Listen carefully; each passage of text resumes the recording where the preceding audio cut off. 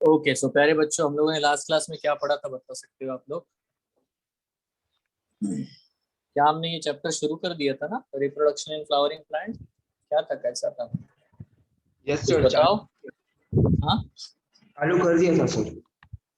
Okay okay. तो कहाँ तक पढ़ा था कुछ? सर आपने वो क्लास 11 में जो वो एंजियोस्पर्म जिम्नोस्पर्म और वो सब। अच्छा, उसका बेसिक हम लोग पूरा कर लिया था, तो चलो हम लोग चैप्टर को क्लियर करते हैं, शुरू करते हैं। हाँ ओके। सर। तो देखो देखो यहाँ पे हम लोग आते हैं। चलो, ये है, ये आपके नोट्स हैं, ठीक है? ये नोट्स है, इसमें आप सेक्सुअल रिप्रोडक्शन बहुत सारी चीजें हैं, ठीक है? इसके बारे में आप पढ़ते हो। और देखो, नॉर्मली हम लोग जानते हैं कि एंजियोस्पर्म्स आर फ्लावरिंग प्लांट्स, है ना? तो फ्लावर का स्ट्रक्चर है।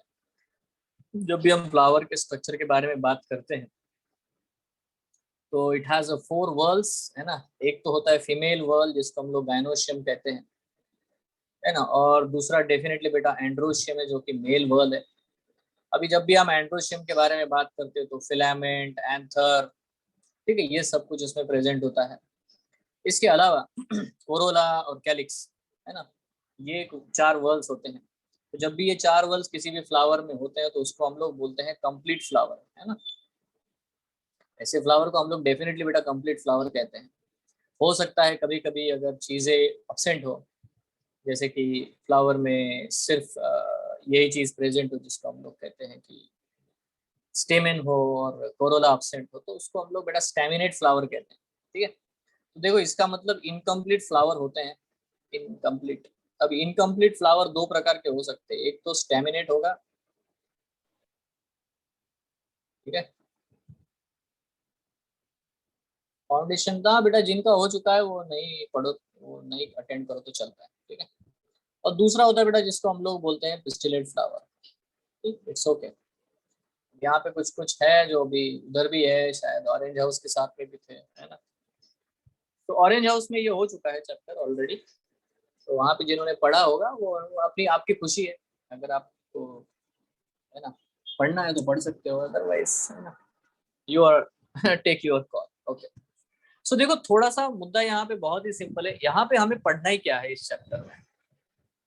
हाँ बोलो तारिक। सर एक्चुअली मैं नया स्टूडेंट हूँ, मतलब अभी मैंने बायो लिया हूँ 1 साल हाँ बाद। हाँ हाँ। सर मैं समझ रहा नहीं, आप 2 चैप्टर साथ में पढ़ा रहे हो क्या?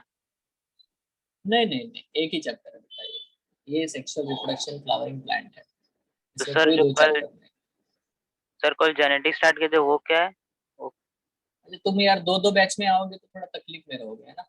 नहीं सर, मैं मेरे वो मेरे अलग बैच में ही बैच नहीं है, था। वो अलग बैच है, ठीक है? और उस बैच में ही पढ़ते रहना, जैसे जेनेटिक्स उस बैच में ये चैप्टर हो चुका है, ठीक है? सर फाउंडेशन में जेनेटिक्स चालू हुआ था कल, और आज आप वो रिपीट हो रहा है नेक्स्ट लेक्चर में सेक्सुअल रिप्रोडक्शन। हाँ सर, ये भी फाउंडेशन ही, कल भी फाउंडेशन ही था। नहीं नहीं, यहाँ पे देखो बहुत सारे फाउंडेशन है यार, मेरे को इतना नहीं पता है। मैं इतना जानता हूँ कि देखो, एक बैच है, आप न्यू सुन लो है। प्रॉपरली। एक orange house, yellow house, green house, ठीक है? ये कल था, और उसके साथ नॉन इंटीग्रेटेड थे, जिसमें जेनेटिक्स शुरू कर दिया मैंने कल, ठीक है? मतलब ऐसे भी थोड़ा सा इंट्रोडक्टरी लेवल पे, ठीक है? मतलब नेक्स्ट क्लास से प्रॉपर शुरू हो जाएगा जेनेटिक्स, संडे को लेक्चर है वो, ठीक है? That is a different thing. अभी जो मैं जिसको फाउंडेशन मानता हूँ, उसमें मैंने रिप्रोडक्शन इन ऑर्गेनिज्म, क्योंकि वहां पे पढ़ाया नहीं था, तो रिप्रोडक्शन ऑर्गेनिज्म पहले पढ़ाया, उसके क्वेश्चन डिस्कस किए, और फिर हम लोगों ने उसमें सेक्सुअल रिप्रोडक्शन शुरू किया। अब आप उसमें कौन से क्राइटेरिया में बैठते हो इसको देख लो, ठीक है? That much I can clearly से टू, यस, समझ रहे हो? ठीक है, क्योंकि ये बैचेस वगैरह के लिए मैं भी नया हूँ, ठीक है ना? सर बहुत सिंपल है जो भी है। सिर्फ मैंने एक ही बैच पढ़ा था पहले, ऑरेंज हाउस। अभी मैंने अभी ये पढ़ाना शुरू किया है आपको फाउंडेशन पे, इससे पहले था ही नहीं, ठीक है? सो मैं सिर्फ orange house, yellow house, green house इनको ही पढ़ाता था। तो अभी जो बैच है, तारीख और जो भी ये बच्ची है, आप ये समझ लो कि अगर आप लोगों ने सेक्सुअल रिप्रोडक्शन ये वाला चैप्टर कर लिया है, तो बेटा ये वाला क्लास अटेंड करने की वैसी जरूरत नहीं है। अगर आपने ये भी नहीं किया है तो आपको 2 ट्रैक चलेंगे, वहां पे बैठोगे तो वहां जेनेटिक्स पढ़ने को मिलेगा, यहाँ बैठोगे अभी आपको सेक्सुअल रिप्रोडक्शन फ्लावरिंग प्लांट पढ़ने को मिलेगा। क्लियर है क्या? ओके सर, ठीक है। हाँ बढ़िया, चलो ठीक है। बस ये अगर तुम मैनेज कर पाते हो तो सही है, नहीं तो बढ़िया है। ठीक है। सो देखो ये मेल रिप्रोडक्टिव ऑर्गन एंड्रोशियम, इसके बारे में हम लोग सबसे पहले बात करेंगे। जैसे मैंने कहा ये चैप्टर 3 हिस्सों में डिवाइडेड है बेटा। पहला है प्री फर्टिलाइजेशन चेंजेस, दूसरा है बेटा फर्टिलाइजेशन के इवेंट्स, और उसके बाद में बेटा पोस्ट फर्टिलाइजेशन चेंजेस। तो ऐसे 3 हिस्सों में ये चैप्टर पूरी तरह से डिवाइडेड है। ठीक है। तो पहला पार्ट हम लोग पहले पढ़ेंगे वो है प्री फर्टिलाइजेशन। प्री फर्टिलाइजेशन में होगा क्या? प्री फर्टिलाइजेशन में 2 चीजें होगी। पहला जिसको हम लोग बोलेंगे बेटा कि गैमिट जो है फॉर्मेशन होना चाहिए, है ना, जिसको मैं कहता हूँ स्पोर बनना चाहिए। तो माइक्रोस्पोरोजेनेसिस और मेगास्पोरोजेनेसिस, ये 2 चीजें हम लोग पढ़ेंगे। और बेटा माइक्रो है ना, माइक्रो गैमेटोफाइट मतलब मेल गैमेटोफाइट का डेवलपमेंट और फीमेल गैमेटोफाइट का डेवलपमेंट। ठीक है। तो ये वाले लेवल पे हम लोग बात करेंगे। ठीक है। तो बेटा 2 चीजें अभी तो हमें फोकस करनी है। अगर हम मेल वाले पार्ट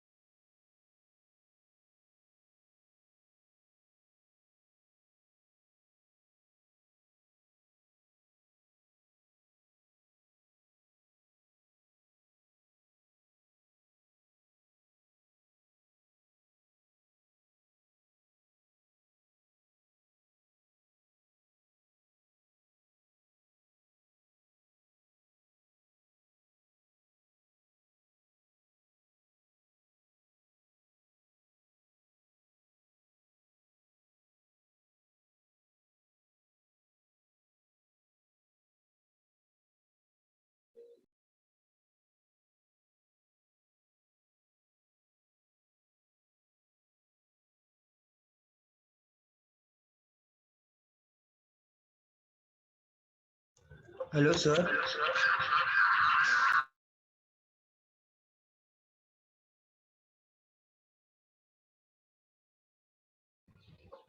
Sir,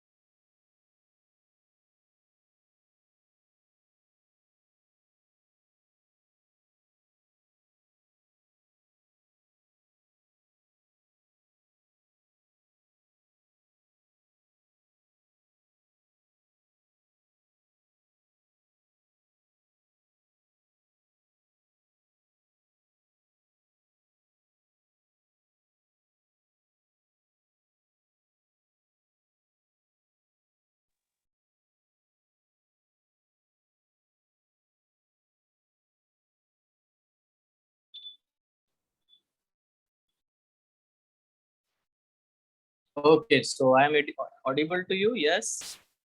Yes, sir. चलो बेटा, थोड़ा बहुत हो सकता है, नेटवर्क का थोड़ा इश्यू हो सकता है, बहुत तेज बारिश हो रही है। ठीक है, चलो देख लेते हैं। ओके, तो बेटा पॉइंट ये है सिंपली, यहाँ नोटिस करने वाला है कि जब भी हम एंड्रोशियम मेल स्ट्रक्चर को देखते हैं तो उसमें एंथर ये बहुत इंपॉर्टेंट कंपोनेंट है।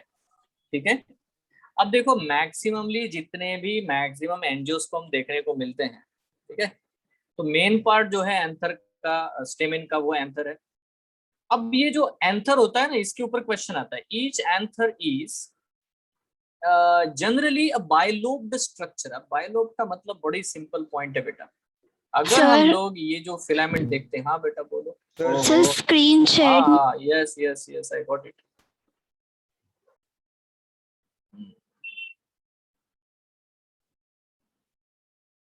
ओके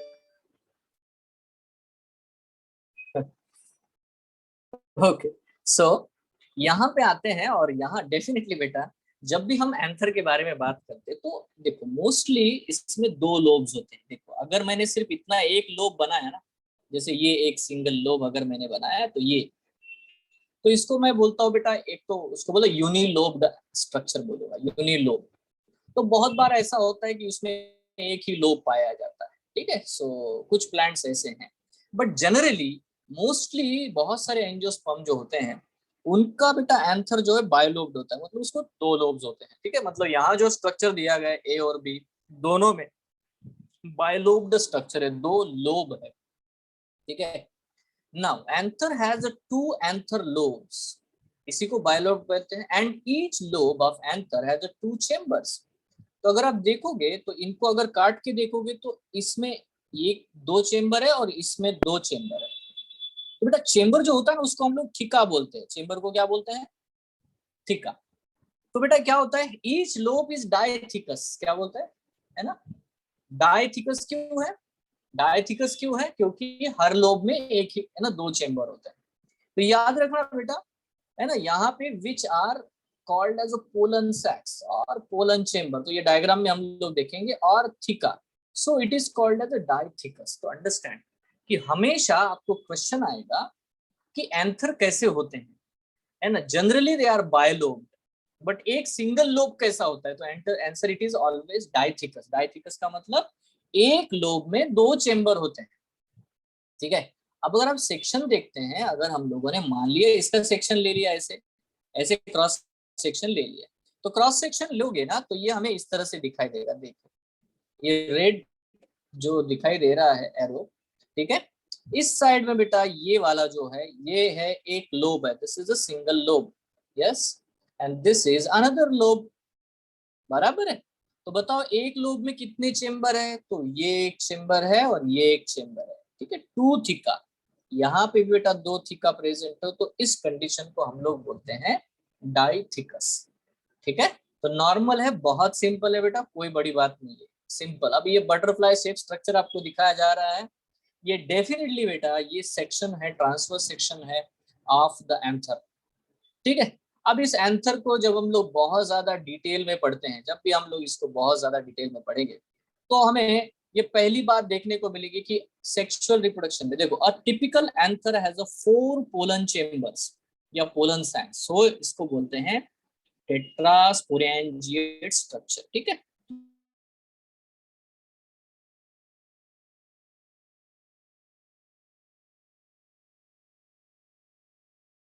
ग्राम को ऐसे बना दूं, ये है फिलामेंट और इस फिलामेंट में ये है एक लोब और ये दूसरा लोब है, इसका हमने ऐसे ट्रांसफर सेक्शन लिया और जैसे हमने इसका ट्रांसफर सेक्शन लिया तो ये हमें ऐसे दिखाई दे रहा है। ठीक है, ये ऐसे दिखाई दे रहा है। ठीक है, लाइक दिस, इक्वल साइज के बने नहीं, ठीक है, बट नाउ जब भी ऐसे दिखाई देता है तो यहाँ सेंटर में बेटा चेम्बर है, ये चेम्बर्स है, ये चेम्बर है, ये चेम्बर है। अब ये जो चेम्बर है ना, इन चेम्बर के अंदर जो है बेटा टिश्यू होता है, स्पोरोजिनस टिश्यू, मतलब बेटा यहाँ पे ही स्पोर्स बनते हैं, इसीलिए इनको हम लोग स्पोरेंजिया कहते हैं। क्या कहते हैं इनको हम लोग? स्पोरेंजिया। तो बताओ बेटा कितने स्पोरेंजिया है, कितने स्पोरेंजिया? 1 2 3 4। तो हम लोग बोलते हैं कि यूजुअली जो बायलोब्ड स्ट्रक्चर है वो टेट्रास्पोरेंजिएट होता है। क्या होता है? टेट्रास्पोरेंजिएट। ठीक है, ये एक नॉर्मल पॉइंट है। Yes, it's called as what? The tetrasporangiate structure. तो यहाँ पे 4 स्पोरेंजिया प्रेजेंट है। इजी? यस और नो? ठीक है, अब देखो, आपने अगर इतने चीज को, इतने पोर्शन को अगर मैग्नीफाई करोगे ना, इतने ही पोर्शन को ऐसे मैग्नीफाई कर लेते हैं, ठीक है, सपोज, तो फिर से बना लेते हैं। ठीक है, ध्यान से देखना, आराम से बेटा। ये जो है ये है स्पोरेंजिया। एक स्पोरेंजिया को हम लोग पोलन सैक भी कहते हैं। एक सिंगल स्पोरेंजिया लिया, इस स्पोरेंजिया के ऊपर आपको एक सेल की लेयर देखने को मिलेगी, ये वाली। इस लेयर को हम लोग बोलते बेटा टैपेटम। क्या बोलते हैं इसको हम लोग? टैपेटम। ठीक है, इन टैपेटम के ऊपर बेटा कुछ पतली सेल्स की लेयर देखने को मिलेंगी, 2 या 3 या 4 ऐसे। ठीक है, तो ये बेटा सेल्स की लेयर है जो कि टैपेटम के ऊपर है। ठीक है, ये जो लेयर्स है सेल्स की, इनको हम लोग बोलते हैं मिडल लेयर, इनको बोलते हैं middle layer. In middle layers के ऊपर एक और आपको लेयर देखने को मिलेगी जहां पे बहुत बड़े बड़े थिक सेल्स होते हैं, बहुत बड़े बड़े सेल्स होते हैं। ठीक है, ये देखो इस तरह से। ठीक है, ये जो है इसको बोलते हैं एंडोथेशियम। और उसके ऊपर एक प्रोटेक्टिव लेयर है, बिल्कुल है ना, जिसमें सारे सेल्स बहुत ज्यादा एक दूसरे को चिपके हुए हैं। ठीक है, इस तरह से एक प्रोटेक्टिव लेयर है। तो जब भी आप किसी भी एक सिंगल पोलन सैक को या स्पोरेंजिया को देखोगे तो it is actually covered by the 4 layers. How many layers? 4 layers are there. कौन कौन से लेयर्स है? चलो यहाँ पे अगर हम लोग देखते हैं सिंपली, ठीक है, ये वाला जो लेयर है जो हमने अंदर बनाया हुआ है, दिस वन। ठीक है, ये जो लेयर है बेटा, definitely this is a tapetum. ये है टैपेटम, इसको हम लोग बोलते हैं नॉर्मली बेटा, इसे हम लोग कहते हैं टैपेटम। ठीक है, उसके भी बेटा बाहर अगर हम लोग लेयर देखते हैं, if you see the layer this one, जो हम लोग येलो कलर से मार्क कर देंगे, ये ज्यादा लेयर्स होते हैं, इनके ऊपर ये पूरा बनाया हुआ है। ठीक है, दिस लेयर, इन सारे लेयर्स को बेटा हम लोग बोलते हैं मिडल लेयर्स। ठीक है, इनको हम लोग बोलते हैं मिडल लेयर्स। ठीक है, मिडल लेयर्स के ऊपर बेटा ये बहुत जाड़े वाले सेल आपको दिखाई दे रहे हैं, बड़े बड़े सेल दिखाई दे रहे हैं, जिनमें बेटा बहुत ज्यादा अमाउंट में कैलोज नाम का सब्सटेंस भी डिपॉजिट होता है। ये थोड़े से सेल जो है बहुत इंपॉर्टेंट होते हैं, इनके बारे में बहुत बार क्वेश्चंस आते हैं। ठीक है, so will talk about this. तो इनके ऊपर इस तरह से कैलोज नाम का एक वैक्सी सब्सटेंस जमा होता है इनके आजू बाजू में। ठीक है, ये जो लेयर है, इस लेयर को हम लोग बोलते हैं बेटा एंडोथेशियम। ठीक है, और ये सबसे बाहर की लेयर है जो प्रोटेक्टिव लेयर है, जिसको हम लोग बोलते हैं एपिडर्मिस। डन। इट्स सिंपल, ठीक है। तो अगर हम लोग मतलब यहाँ पे देखेंगे तो डेफिनेटली बेटा मैंने तो इतना ही पोर्शन आपको दिखाया, ये वाला पोर्शन मैंने ड्रॉ किया, ठीक है। Now if you see the same structure here, ठीक है, यहाँ पे ये तो पूरा स्ट्रक्चर है, इसको हम पूरा बना सकते हैं, बट यहाँ कौन से सेल है बता दो, कौन से सेल है अंदर, कौन से सेल है, मैंने नाम क्या लिया, इस चेम्बर को मैंने कहा पोलन सैक, इसको ही मैंने पोलन चेम्बर कहा, या इन जो सेल्स को मैं बोलता हूँ स्पोरेंजिया, या बेटा मैं इसको सही ढंग से बोलता हूँ माइक्रोस्पोरेंजिया। मतलब बेटा जो माइक्रोस्पोर बनते हैं या पोलन ग्रेन बनते हैं, ये सारे पोलन ग्रेन बेटा यहाँ पे बनेंगे जहां माइक्रोस्पोरेंजिया है, उस चेम्बर में बनेंगे, इसीलिए उसको हम लोग पोलन चेम्बर कहते हैं, इसीलिए उसे हम लोग पोलन चेम्बर कहते हैं। Are you sure? तो बेटा जो मैंने लास्ट क्लास में आपको माइक्रोस्पोरोजेनेसिस बताया था, मतलब माइक्रोस्पोर बनता है मियोसिस से, माइक्रोस्पोर मदर सेल से, तो मैं क्वेश्चन पूछूंगा कि माइक्रोस्पोर मदर सेल कहाँ मिलेंगे, आप बोलोगे सर इनसाइड पोलन चेम्बर, बराबर ना। मैं ये बोलूंगा चलो माइक्रोस्पोर मदर सेल, जिसको मैंने पीएमसी बोला था शॉर्ट फॉर्म में, जो कि डिप्लॉयड होते हैं, वो कहाँ पे है सर, ये माइक्रोस्पोर जो स्पोरेंजिया है ना, वहां पे ये पीएमसी प्रेजेंट। अच्छा मियोसिस कहाँ होता है सर, पीएमसी जहाँ पे वही होगा, मतलब माइक्रोस्पोरेंजिया में। तो फिर माइक्रोस्पोर कहाँ बनते हैं सर, माइक्रोस्पोरेंजिया में ही बनते हैं। इज इट क्लियर और नॉट? यस और नो? फिर कितने लेयर है भाई, how many layers are there, 4 layers, ठीक है। मैं एक मुद्दा यहाँ पे समझा दूं कि जितने माइक्रोस्पोर बनेंगे उनका ही पोलन ग्रेन बनेगा, तो इनको सारा नरिशमेंट जो होगा, खाना पीना सब जो भी प्रोवाइड होगा, वो टैपिटम प्रोवाइड करेगा। तो टैपिटम का मेन काम है बेटा प्रोवाइडिंग नरिशमेंट, टैपिटम का मेन काम है प्रोवाइडिंग नरिशमेंट, एपिडर्मिस का मेन काम है प्रोवाइडिंग प्रोटेक्शन। एंडोथेशियम जो होता है ये अलग ही प्रकार के सेल है, ये हाइड्रोस्कोपिक होते हैं, मतलब पानी मिलेगा तो फूल जाएंगे, पानी नहीं रहेगा तो ड्राई हो जाएंगे, बार बार ऐसा होता है। इतना प्रेशर क्रिएट करते हैं कि एक दिन ये स्पोरेंजिया फट जाता है और इसके पोलन ग्रेन सारे रिलीज हो जाते हैं। बताओ एंडोथेशियम का फंक्शन आपको समझ में आया क्या? Dispersal of the pollen grain और रप्चरिंग ऑफ द एंथर, ये किसके वजह से होगा? Rupturing of the anther, anther rupture हो रहे हैं, ये एंडोथेशियम के काम किया है, समझ रहे हो? और मिडल लेयर बीच में जगह भर रहा है, बस दूसरा कुछ नहीं, वो भी प्रोटेक्ट करता है। सबका फंक्शन समझ में आया? एक एक लेयर का, एक एक लेयर का फंक्शन बिल्कुल बढ़िया है। अभी इसमें बहुत सारे छोटे छोटे फाइन थिंग्स है जो हम लोग ऐड करेंगे, लेट्स डू इट, ये ना अंडरस्टैंड करते। चलो मुद्दे पे आते हैं बेटा, यहाँ पे हम लोग चलते हैं, ये देखो यहाँ पे ये था, यहाँ पे ओके, तो ये आपके ही नोट्स है। So pollen grains are form inside the pollen sac, ये आपको समझ में आता है, through the meiotic division in pollen mother cell. तो बेटा पीएमसी जो होते हैं वो डिवाइड होंगे बाय मियोसिस और पोलन ग्रेन बनाएंगे। At the maturity of the pollen grains क्या होता है देख लो, sterile tissue degenerates or is present in between the pollen sac, whatever, ठीक है। तो both the pollen sacs fuse together because of this region only one chamber। तो ये पॉइंट मैं आपको समझाऊंगा थोड़ी देर बाद में, ठीक है। नाउ अंडरस्टैंड, ठीक है, नाउ अंडरस्टैंड। हम लोग यहाँ बोल रहे स्ट्रक्चर ऑफ एंथर को अगर हम लोग देखते हैं, ये पॉइंट्स बेटा हम लोग आ जाएंगे वापस फिर से, ठीक है। यहाँ एक जनरल पॉइंट है, क्या है, in Capsella which is the member of the cruciferia और Brassicaceae, anthers are dithecous and tetrasporangiate. देखो ये जो है ना, ये प्लांट को बहुत ज्यादा स्टडी किया गया है, इसलिए इसके ऊपर क्वेश्चन आते हैं। बट ये देखो मालवेसी जो है, मालवेसी जिसमें चाइना रोज आता है, हिबिस्कस आता है ना, द एंथर्स आर मोनोथिकस। अब ये मोनोथिकस का मतलब समझ लो, ये लोब है और इस लोब के अंदर एक ही चेम्बर होता है बच्चों, समझ रहे हैं क्या? थिका का मतलब चेम्बर होता है, ठीक है। मोनोथिकस का मतलब ये नहीं आप बोलोगे सर एक ही लोब है, no, unilobed is different, monothecous is different. Monothecous का मतलब है एक ही बेटा उसके अंदर चेम्बर होता है, जब है ना, ये क्लियर करो।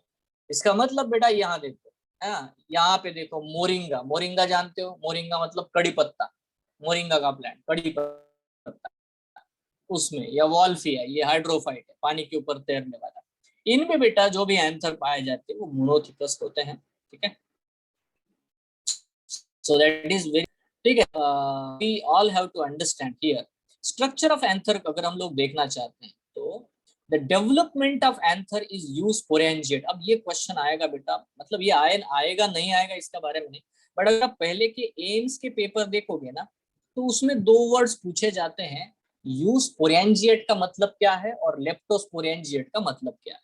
ठीक है, यहाँ पे हमेशा ये नोट करना है कि ये जो माइक्रोस्पोरेंजिया बनते हैं इनका ओरिजिन जो है वो यूज स्पोरेंजिएट टाइप का है। इसका मतलब देखो यहाँ पे दिया गया है, developed from more than 1 archesporial cell.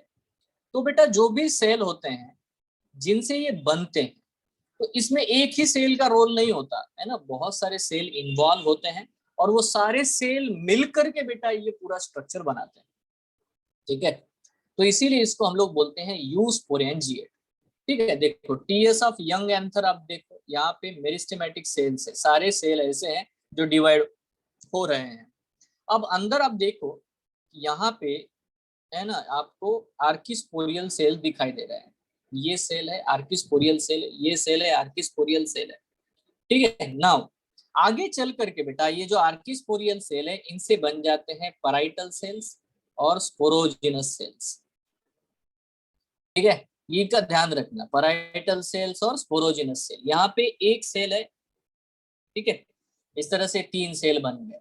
अब ये तीनों सेल, एक सेल था इसके 3 बन गए। ठीक है, 3 सेल में जो ऊपर के सेल है इनको हम पैराइटल सेल कहते हैं, जो नीचे है उसको हम लोग स्पोरोजिनस सेल कहते हैं। नाउ आप देख पा रहे होंगे कि यहाँ पे एक चेंबर बनेगा, यहाँ एक चेंबर बनेगा, यहाँ एक चेंबर बनेगा, यहाँ एक चेंबर बनेगा। तो बेटा एक ही आर्किस्पोरियल सेल से बना क्या? अगर 4 चेंबर बन रहे तो 4 आर्किस्पोरियल सेल मिनिमम लगे होंगे कि नहीं लगे होंगे, ये देख सकते हो। देखो यहाँ पे एक है, यहाँ पे एक है। तो by this way we all have to understand that कि जब भी पूरा का पूरा एंथर, पूरे माइक्रोस्पोरेंजिया का जो स्ट्रक्चर बनता है एंथर, वो एक स्पोर से नहीं बनेगा, एक आर्किस्पोरियल, आर्किस्पोरियल मतलब बेटा इनिशियल सेल ना, जो शुरुआत का सेल है वो सेल आगे चल करके पैराइटल सेल्स और स्पोरोजिनस सेल बनाता है। तो पैराइटल सेल्स क्या बनाते हैं? पैराइटल सेल से बनता है बेटा टैपेटम, मिडल लेयर है ना, माइक्रोस्पोर, मदर सेल, ये ये नहीं, एंडोथेशियम, ये सब पैराइटल सेल्स बनाते हैं।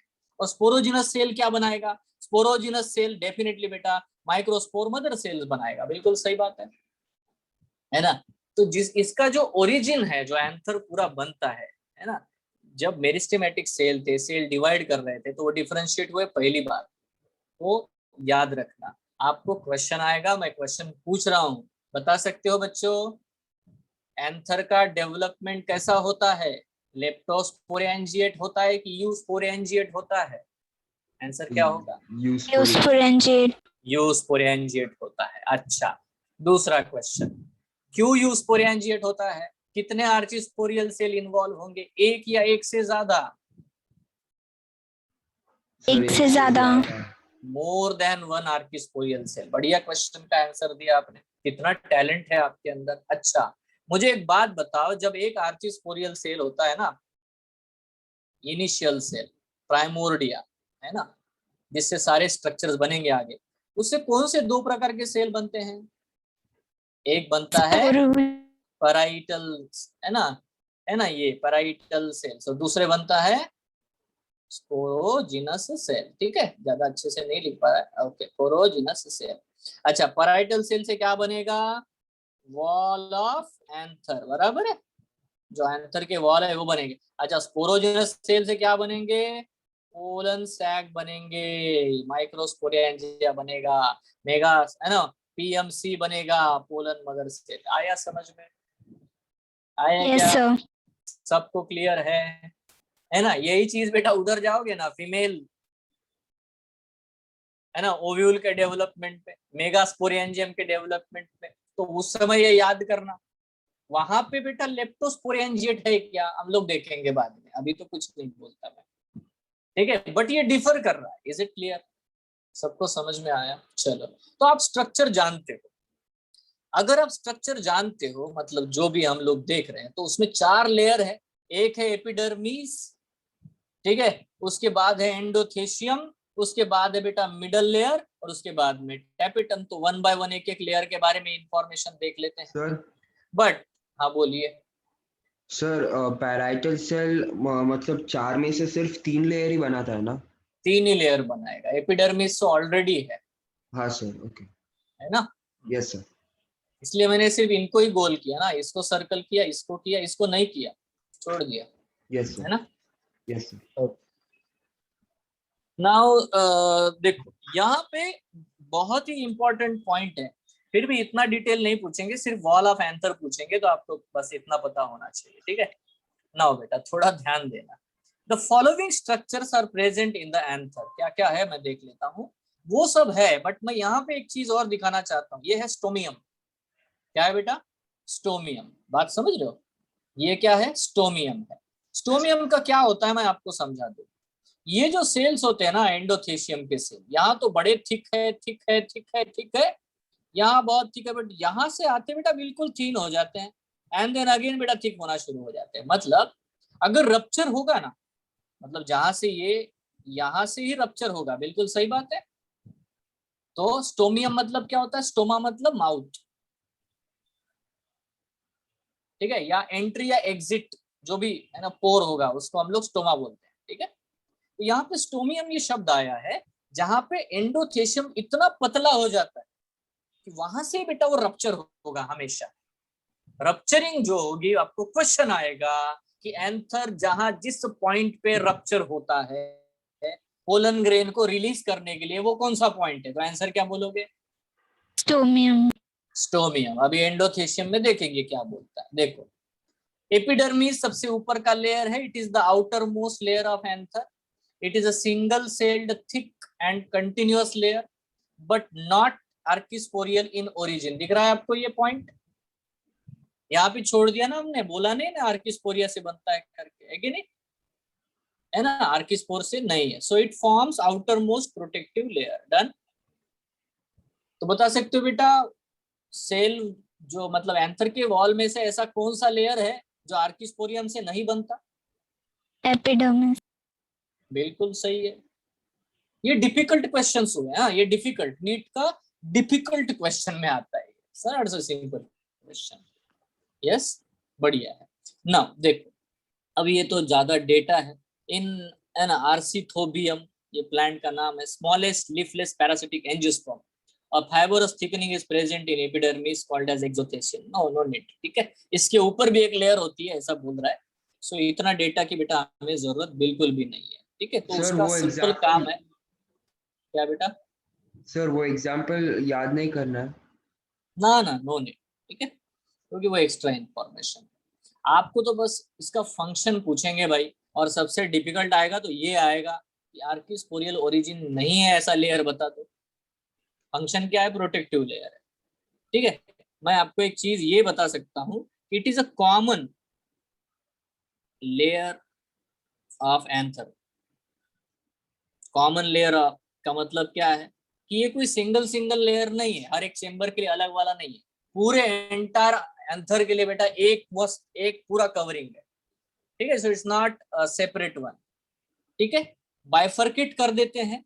बड़ा ध्यान से बच्चों सुन लो कि एपिडर्मिस और एंडोथेशियम जो होते हैं वो पूरे ओवरऑल एंथर के लेयर है, और मिडल लेयर्स और टैपेटम एक एक इंडिविजुअल पोलन चेंबर के लेयर है। बात क्लियर कर दो है? मैं दिखाऊंगा अभी, डायग्राम में भी देखेंगे हम लोग, यहाँ दिख रहा है वैसे, बट विल सी देखो, ठीक है। एंडोथेशियम के बारे में ये सबसे इंपॉर्टेंट है, इसको समझना। क्या कहता है देखो, this layer is present below the epidermis. ये तो कोई भी बच्चा आप फेंक सकता है बोर्ड के एग्जामिनेशन में। It is single celled thick layer, देखो ये थिक है। During the maturation of anther, various changes take place in different walls of the cells of the endothelium.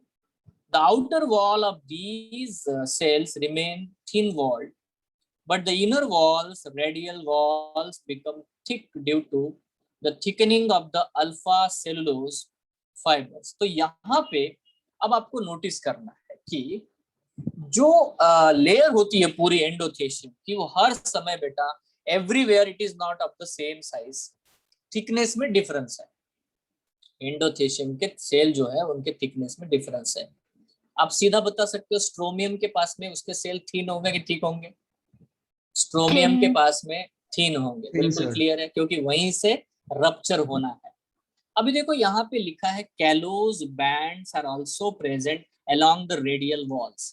तो आपको क्वेश्चन आएगा कि कौन से लेयर में कैलोज डिपॉजिट होता है, तो आप बोलोगे सर एंडोथेशियम के लेयर में कैलोज नाम का सब्सटेंस डिपॉजिट होता है। ठीक है। दूसरा, कौन से वॉल है जिनमें है ना अल्फा सेलुलोज के फाइबर्स होते हैं, रेडियल थिकनिंग होती है, जिसके वजह से वो ठीक है स्प्रेड हो सके। स्प्रेड होंगे तो स्ट्रोमियम पे जो है तान आएगा, स्ट्रेस आएगा और वो एकदम से रप्चर हो जाएंगे। ठीक है। तो इसको मैं स्ट्रक्चरली दिखाऊंगा थोड़ी देर बाद में, जस्ट है ना read this. At some places callose bands and fibrous thickenings are absent and these places are called as a stomium। तो स्टोमियम पे ना बेटा कैलोस थिकनिंग है, ना ही बेटा है ना रेडियल है ना वॉल फाइबर्स है, कोई चीज वहां पे प्रेजेंट नहीं है। इसीलिए the dehiscence of anther occurs only from this place. तो स्ट्रोमियम से ही बेटा डेहिसन्स होता है। तो यहाँ पे वर्ड आया है endothecium becomes hygroscopic due to the presence of the fibrous thickening, so it helps in the dehiscence of the anther। Clear? कोई कंफ्यूजन है क्या? ठीक है, इसको हम समझेंगे थोड़ी देर बाद में। जैसे कि अब यहाँ पे हम लोग ये डायग्राम पे आते हैं। प्यारे बच्चों, डायग्राम के ध्यान से देखना। ये देख, मैं यहाँ पे ये पोलन चेम्बर बना देता हूँ, है ना, ये भी एक पोलन चेम्बर है। ठीक है। नाउ होता क्या है कि इसके ऊपर ये जो एंडोथेशियम है इस तरह से कवर्ड है। ठीक है, ये एंडोथेशियम है, ये एक ही लोब बनाया है। ठीक है। नाउ यहाँ डायग्रामेटिकली अगर हम लोग देखें तो यहाँ का एंडोथेशियम बड़ा ही थिक है यार, देखो बहुत थिक सेल्स है। बट जैसे ही ये इस लाइन के पास आया तो इसके सेल बड़े ही थिन हो गए। आपको दिखाई दे रहा है? Can you notice it? Yes और नो? है ना, ये देखो, नाउ दिस इज। ठीक है, अब नोटिस करते हैं, इसी को हम लोग बोलते हैं स्ट्रोमियम। ठीक है। अब होता क्या है कि बिफोर अभी ये वाले सेल हाइग्रोस्कोपिक है, तो बेटा जब भी मॉइस्चर बढ़ जाएगा बाहर तो ये क्या करेंगे, पानी को एब्जॉर्ब कर लेंगे, बहुत टर्जिड हो जाएंगे, है ना, बिल्कुल टर्जिड हो करके इतना बेटा प्रेशर क्रिएट करेंगे इस साइड और इस साइड। तो बेटा यहाँ पे स्ट्रेस डेवलप होता है और इतना स्ट्रेस डेवलप होता है, बार बार ये सूखते हैं, श्रिंक हो जाते हैं बहुत तेजी से, और फिर बेटा पानी भर जाता है तो फिर स्वेलअप हो जाता है। इस चक्कर में इतना स्ट्रेस इस थीन पतले लेयर पे आ जाता है, यहां से सडनली बेटा ये रप्चर ही हो जाता है। ठीक है, ये रप्चर हो जाएगा, ऐसे कॉइल हो जाएगा अंदर। ठीक है। बट जब तक ये रप्चर होता है तब तक टैपेटम और मिडल लेयर डाइजेस्ट हो जाता है, टैपेटम और मिडल लेयर डाइजेस्ट हो जाता है। ठीक है। और उतनी देर में बेटा उससे पहले ही, मतलब ये रप्चर होने से पहले ही दोनों चेंबर एक चेंबर बन जाते हैं, both chamber become single chamber. और यहाँ जो पोलन ग्रेन्स है ये सारे के सारे बने हुए। ठीक है। जैसे ये रप्चर होगा, प्रेशर यहाँ पे आएगा, पूरा बेटा यहाँ से रप्चर होगा and all these pollen grains are release out. कितने लोगों को समझ में आया? पॉइंट समझ Sir, में आया? can you explain again? Very simple. देखो यहाँ पे जो सेल है वो थिक है, यहाँ जो सेल है वो थिक है, तो प्रेशर जो है इधर से इधर खींचेगा, प्रेशर इधर से इधर खींचेगा। जैसे बेटा ये इधर खींचेगा और इधर खींचेगा तो यहाँ पे बेटा पतले सेल है ना रे, इनके पास ना पानी भरता है ना कुछ होता है, तो ये संभाल ही नहीं पाते वो टेंशन को, जो दोनों तरफ से खिंचाव आ रहा है उसको बेटा वो संभल नहीं पाते और वहां से टूट जाते हैं। बट ये टूटने से पहले और एक काम होता है, अंदर टैपेटम की लेयर नष्ट हो जाती है, मिडल लेयर नष्ट हो जाते हैं, और इसके वजह से जो दोनों चेंबर है ना दोनों तरफ के, वो एक चेंबर बन जाते हैं बड़ा, और उसमें भर जाते हैं बहुत सारे पोलन ग्रेन्स। तो ये फटेगा तो यहाँ तक बढ़ जाएगा बेटा अंदर तक, और ये पूरा चेंबर जो है वो ओपन हो जाता है। तो ये पूरा स्ट्रक्चर आपको बाद में ऐसा दिखाई देता है। ठीक है, जो पहले 2 चेम्बर वाला था तो ये ऐसा दिखाई देता है। ठीक है, एक मैच्योर्ड एंथर में मैं सिंपल क्वेश्चन पूछता हूँ बेटा, सारे बच्चे देखना, ये क्वेश्चन डिफिकल्ट है। एक एंथर में कितने स्पोरेंजिया होते हैं? एक बायलोब्ड एंथर में कितने स्पोरेंजिया होते हैं? आंसर बताओ। सर 4। 4 होते हैं, बढ़िया। तो हम लोग बोलेंगे इट इज अ टेट्रास्पोरेंजिएट। ठीक है, अब क्वेश्चन आता है, और एक बार क्वेश्चन पूछता हूँ, एक मैच्योर्ड एंथर में कितने चेंबर होते हैं? अब ये ऐसा क्वेश्चन आएगा, मैच्योर्ड। 2. हाँ, तब आंसर देना 2। मतलब इस क्वेश्चन का आंसर 4 भी हो सकता है जब वो इमैच्योर है तब, बट जब वो मैच्योर हो जाएगा तो, क्योंकि यहाँ जो टैपेटम था वो डिसॉल्व हो गया, इनके बीच में जो मिडल लेयर्स थी वो डिसॉल्व हो गई, तो बेटा एक ही बन गया, एक ही बन गया, और ये एक आपको दिखाया जा रहा है। Are you sure? समझ रहे हो? तो दोनों Yes, क्वेश्चन sir. समझ में आए सब लोग? कोई गड़बड़ मत करो, एम्स तो होता ही नहीं है, चलो छोड़ो। ठीक है, अभी नीट में मतलब डिफिकल्ट भी क्वेश्चन आया तो उसकी तैयारी हमारी पक्की है, बराबर? कोई प्रॉब्लम है क्या इसमें? यस, यस और नो? बहुत बढ़िया यार, मामला ही क्लियर है। तो चलो पढ़ते हैं ना, इधर क्या लिखा है। वैसे ये पढ़ने का मेरे को इंटरेस्ट नहीं, बट ठीक है चलो पढ़ते हैं, किधर है। ओके, देखो बेटा, एंडोथेशियम के ऊपर क्या क्या लेयर्स होती है, कौन सा कंपोनेंट डिपॉजिट होता है, कौन बताएगा? उसको बोलते हैं कैलोज। कैलोज क्या बोलते हैं बेटा? कैलोज। कैलोज एक वैक्सी सब्सटेंस है जो डिपॉजिट होता है उनके वॉल के ऊपर, जिसके वजह से हाइग्रोस्कोपिक नेचर जो है, हाइग्रोस्कोपिक नेचर आपको देखने को मिलेगा। ठीक है, पक्का? अब ये फिर देखो, हाइड्रोचैरिटी इतना नहीं पूछते, अभी एम्स देने वाले नहीं पूछेंगे। ठीक है, सब डन। नाउ आते बेटा middle layer. Middle layer is consist of parenchymatous cell. अभी जहां पे भी देखो खाली जगह होती है, पैरेनकाइमा का काम है जगह भर दो, खाली जगह भर दो, ये काम है। सो this layer is one of the 3 celled thick structures. Food is stored by the parenchymatous cell in this layer. Middle layer is ephemeral in nature and absent in mature anther. मतलब ephemeral मतलब ज्यादा देर टिकेगी नहीं, मतलब ये खत्म हो जाएगा। ठीक है, मिडल लेयर जैसे उसका काम हो जाएगा, ये सबसे पहले डीजनरेट होने वाला लेयर यही है, मिडल लेयर है। समझ रहे हो? होता क्या है, ये जो टैपेटम है ना, ये खाना देता जरूर है, बट कहाँ से खींच खींच के देता है, छीन छीन के देता है, मिडल लेयर से छीनता है और इनको पहुंचाता है। समझ रहे हो? ये बात को समझना। अब यहाँ नोट दिया है भैया, इन होलोप्टेला plant 3 to 4 celled thick middle layer is present. In Najadaceae, Lamiaceae families, middle layer is absent. In Wolffia, middle layer is absent. तो देखो, this is not that much ये मिडल लेयर 3 से 4 लेयर होते हैं generally, कैप्सुला में भी। ठीक है, और वो डीजनरेट होते रहते हैं, उनमें पैरेनकाइमा सेल्स होते हैं। और ये बेटा हर एक पोलन चेंबर के लिए है ना, इंडिविजुअल लेयर्स होते हैं। बात समझ में आया कि ये वर्ड आपको, लास्ट स्टेटमेंट इंपॉर्टेंट है। Every pollen chamber have it's a middle layer, its own middle layer. मतलब कितने मिडल लेयर होंगे बेटा अंदर टेट्रास्पोरेंजिएट में? 4 मिडल लेयर होंगे ना अपने, है ना, हर एक इंडिविजुअल का एक एक अपना अपना। समझ में आया क्या सबको मैंने जो पॉइंट अभी बताया? सर Yes, वो sir. रिपीट कर सकते हो? बिल्कुल सिंपल है। देखो, मिडल लेयर जो है हर एक इंडिविजुअल चेंबर के लिए अपना खुद का मिडल लेयर। अगर आपने डायग्राम देखी अभी, ये देखो, ये डायग्राम है। इस डायग्राम को बच्चों देखोगे ना सही ढंग से तो मैं आपको दिखाता हूँ। ठीक है, देखो, मेरे हिसाब से ये जो लेयर है ये एपिडर्मिस है। ये एपिडर्मिस सबके लिए कॉमन है, चारों चेंबर के लिए एक ही एपिडर्मिस है मान लेते हैं। ठीक है, पक्का? उसके अंदर जो एंडोथेशियम है, एंडोथेशियम की जो लेयर है बेटा, वो भी सबके लिए कॉमन है। आप देखो यहाँ तक आया, ये देखो एंडोथेशियम चला, ये अपना है ना, स्ट्रोमियम से पतला होकर के निकला इधर।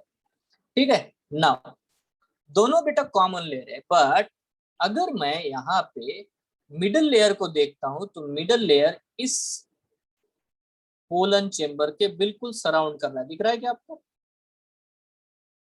Yes, sir. So middle layer is individually enough for a single pollen chamber. बराबर है क्या? It's not common for entire anther. पक्का समझ रहे हो ना ये? ठीक है, वैसा ही बेटा टैपिटम का है। If you see the tapetum also, अगर ये टैपिटम आप देखोगे तो टैपिटम भी बेटा है ना is not common for all. Tapetum एक है ना, हर एक पोलन चेम्बर का अपना लेयर है। This is a tapetum, yes और नो? चार Yes, sir. लेयर में से है ना एंडोथेशियम और एपिडर्मिस सबके लिए कॉमन है, ठीक है। और मिडल लेयर और टैपिटम बेटा हर एक चेम्बर का अपना अपना लेयर है। इतना क्लियर है? Yes, sir. बहुत बढ़िया है, ठीक है। बीच में जो बेटे है ना mothers microspore mother cells present है। Let's move ahead. सबसे ज्यादा क्वेश्चन आपको नीट में टैपिटम से पूछे जाते हैं, ठीक है। सबसे ज्यादा क्वेश्चन बेटा नीट में आपको टैपिटम के बारे में आते हैं, क्योंकि टैपिटम में बहुत सारी अलग सी खूबियां हैं। जैसे कि it is the inner most layer which act as a nutritive layer. अब सबसे इंपॉर्टेंट क्वेश्चन आपसे पूछेंगे कि पोलन ग्रेन को या माइक्रोस्पोर्स को डेवलप होने के लिए न्यूट्रिशन कौन प्रोवाइड करता है? तो आपका आंसर आएगा सर टैपेटम। कौन प्रोवाइड करेगा? Tapetum will provide nutrition. Now pollen sacs are surrounded by tapetum, ठीक है, and this is also a single celled thick layer. The cells of the tapetum are initially diploid, but they become polyploid and multinucleated due to the endomitosis. Now understand this. आपको question आएगा कि बेटा microspores में या sorry anthers में कौन से ऐसे सेल होते हैं जो पॉलीप्लॉइड होते हैं? पॉलीप्लॉइड का मतलब अब आपको समझता है क्या? पॉलीप्लॉइड होते हैं मतलब वो 3n होंगे, 4n होंगे, 6n होंगे, हेक्साप्लॉइड होंगे। 2n नहीं होते, वो पहले 2n होते हैं बट बाद में बेटा न्यूक्लियस को इतनी बार डिवाइड कर देते हैं कि नंबर ऑफ न्यूक्लियस उसमें बढ़ जाते हैं। ऐसा क्यों होता है मैं आपको बता देता हूँ। जिस सेल में ज्यादा न्यूक्लियस होंगे, ज्यादा क्रोमोसोम होगा, उतना ज्यादा बेटा वो मेटाबॉलिकली एक्टिव होता है। अब इन सेल्स के ऊपर बड़ी जिम्मेदारी है, उनको मिलियंस ऑफ पोलन ग्रेन को बेटा खाना प्रोवाइड करना है। तो बेटा दो दो न्यूक्लियस से तो काम बनेगा नहीं, चार चार न्यूक्लियस एक ही सेल में बना देते हैं ताकि बहुत जल्दी जल्दी वो खाना बनाए। अगर नहीं बना पाए तो मिडल लेयर से छीन छीन करके बेटा उसको डाइजेस्ट करा करके फिर बेटा पोलन ग्रेन को पहुंचा दे। इतना काम इनके पास है टैपिटम के पास में। Are you sure? Yes, sir. चलो नंबर 1 क्वेश्चन नीट में पॉसिबल क्वेश्चन। पोलन ग्रेन को नरिशमेंट कौन सा लेयर प्रोवाइड करता है? 4 लेयर के नाम लिखेंगे, आपको एक लेयर पता है, वो कौन सा है? Tapetum. दूसरा है ना, जो टैपेटम के सेल्स होते हैं है ना, वो डिप्लॉइड होते हैं या पॉलीप्लॉइड होते हैं? तो आंसर क्या होगा बेटा? दे आर पॉलीप्लॉइड, ठीक है, क्योंकि उन्हें नरिशमेंट देना है। ठीक है, चलो अब ये वर्ड आया है बेटा एंडोमाइटोसिस। क्या होता है? सेल के अंदर ही अंदर बेटा सिर्फ न्यूक्लियस डिवाइड हो रहा है ना, सेल पूरा डिवाइड नहीं हो रहा, अंदर ही अंदर सब हो रहा है, तो एंडोमाइटोसिस ये वर्ड यहाँ पे आएगा। ठीक है, नाउ या इसी को हम लोग फ्री न्यूक्लियर डिवीजन कहेंगे, या तो इसे हम लोग पॉलीटेनी कहते हैं, मतलब बहुत ज्यादा क्रोमोसोम एक साथ होना, उसको बोलते हैं polyteny. So many chromosome at one place, है ना, अननेसेसरी, बहुत ज्यादा, मतलब आंखों से, खुली आंखों से दिखाई दे इतने ज्यादा। तो बेटा एंडोमाइटोसिस, प्री न्यूक्लियर डिवीजन मतलब सिर्फ न्यूक्लियस डिवाइड हो रहा है, सेल नहीं, या पॉलीटेनी मतलब बहुत सारे क्रोमोसोम एक साथ प्रेजेंट होना, ये सारी चीजें बेटा आपको देखने को मिलेगी। इतना सबको क्लियर है बच्चों? किसी कोई प्रॉब्लम है? देख लो, पूछ लो। अभी देखो एक और इम्पोर्टेंट, ये जो कैलोज है ना, कैलोज आपको पता है? कैलोज जो एंडोथेशियम के ऊपर डिपॉजिट हो रहा था, Yes, है ना? sir. तो ये जो कैलोज नाम का जो सब्सटेंस है, ये रिलीज करने का, बनाने का ठेका भी टैपेटम के पास में है। ठीक है, तो इसका भी मतलब आपको क्वेश्चन पूछता हूँ, कैलोज कौन से सेल्स रिलीज करते हैं? आप बोलोगे एंडोथेशियम, नहीं, एंडोथेशियम तो धारण करता है, अपने ऊपर ले लेता है, लाओ, है ना, बट कैलोस बनाने का काम जो है वो टैपेटम करता है। बात क्लियर है? ठीक है। Yes, sir. इतना ही नहीं, वो कैलेज नाम का एंजाइम भी बनाता है। कैलेज एंजाइम है जो कि कैलोस को डाइजेस्ट करेगा। अब ये कब करेगा मैं बताऊंगा आपको, तो ये एक पॉइंट आप लोग नोट करके रखो। So it means this sales contain many chromosome, ये तो है।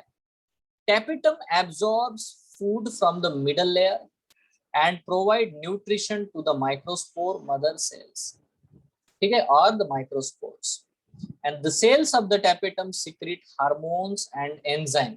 खास करके एंजाइम है बेटा कैलेज। आपको समझ रही बात?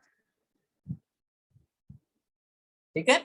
और धीरे बेटा बाद में जो टैपेटम लेयर है वो डिसअपियर हो जाता है, गायब हो जाता है, खत्म हो जाता है। सबको समझ में आया पॉइंट? Yes, sir. बहुत बढ़िया बेटा।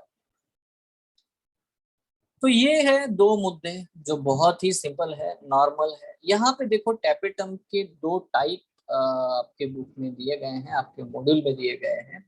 एक वो है जिसको हम लोग अमीबॉइड टैपेटम बोलते हैं, या इन्वेजिव टैपेटम बोलते हैं, या पेरीप्लाज्मोडियल टैपेटम।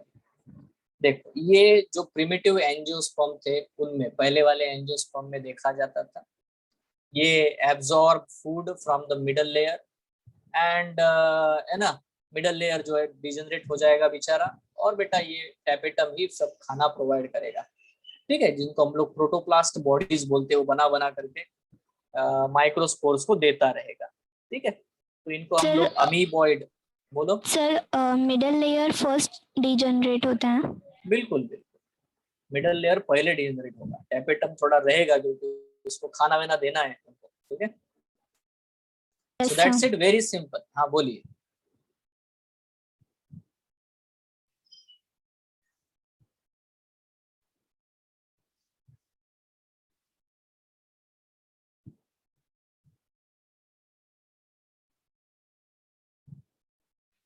ठीक है, तो यहाँ पे बहुत ही नॉर्मल पॉइंट है, देखो है ना, ये सब आपको बड़ा ही मुश्किल है कि ये पूछेंगे आपको। ठीक है, मैं यहाँ पे बहुत क्लियरली आपको क्या क्वेश्चंस आने वाले ये बता रहा हूँ, इसलिए डोंट मिस दिस। ठीक है, इसको समझो, क्या नहीं आने वाला ये भी बता रहा हूँ, ये भी समझो, है ना।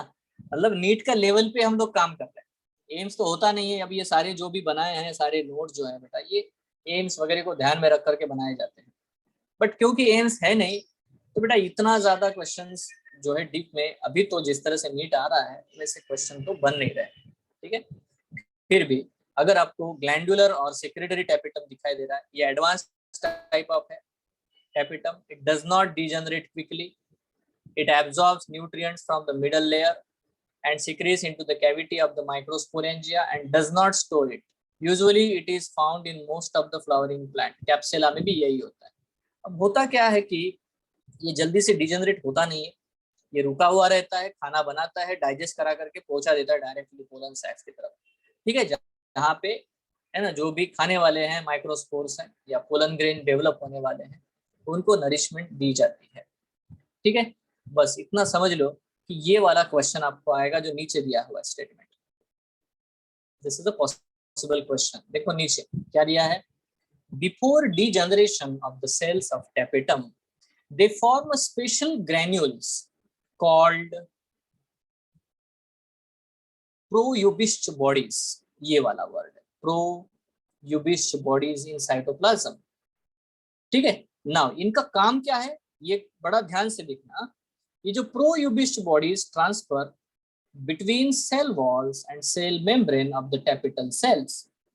Here they are surrounded by sporopollenin, and now they are called as Eubist bodies or orbicules. At last, tapetum degenerate and Eubist bodies are released into the pollen sacs. So, थोड़ा ध्यान से अब मैं डायग्रामेटिकली ये चीज आपको समझा दूं। देखो बेटा, ये है माइक्रोस्पोर, ये है माइक्रोस्पोर। माइक्रोस्पोर तो स्मूथ है, इसके ऊपर सेल वॉल प्रेजेंट है, सेलुलोज से बना हुआ। ठीक है, बाजू में बेटा टैपेटम के सेल है। ये टैपेटम के सेल डीजनरेट होने से पहले ऐसे बेटा छोटे छोटे ग्रैन्यूल्स भेजेंगे बाहर, इन ग्रैन्यूल्स को हम लोग बोलते हैं यूबिस्ट बॉडी। ये सारे यूबिस्ट बॉडीज है। अब ये सारे यूबिस्ट बॉडीज आकर के इसको चिपक जाते हैं और इसके ऊपर एक थिक कोटिंग बना देते हैं। इसी कोटिंग को हम लोग एक्साइन बोलते हैं। ठीक है, तो यूबिस्ट बॉडीज में एक केमिकल पाया जाता है जिसको हम लोग बोलते हैं स्पोरोपोलेनिन, जो कि सबसे टफेस्ट सब्सटेंस है अवेलेबल नेचुरल। इसीलिए पोलन ग्रेन ज्यादा दिनों तक बेटा टिके हुए रहते हैं। तो मुद्दा ये है प्यारे बच्चों, ये जो एक्साइन बनाने के लिए जो बॉडीज बनती है यूबिस्ट बॉडीज, ये कौन रिलीज करता है? ये नॉर्मल क्वेश्चन आपको पूछा जाएगा, तब आप आंसर देना sir tapetum releases the Ubisch bodies. Question है यूबिस्ट बॉडीज में होता क्या है, तो आप आंसर देना सर यूबिस्ट बॉडीज में स्पोरोपोलेनिन होता है। क्या होता है रे? स्पोरोपोलेनिन, जो कि केमिकल वैक्सी सब्सटेंस है जो एंटायर बेटा माइक्रोस्पोर्स के ऊपर जमा हो जाता है। I hope it is very clear to you. तो बेटा नोट यहाँ पे है, ठीक है, Sporopollenin participate in the formation of outer covering of the pollen grain, that is exine.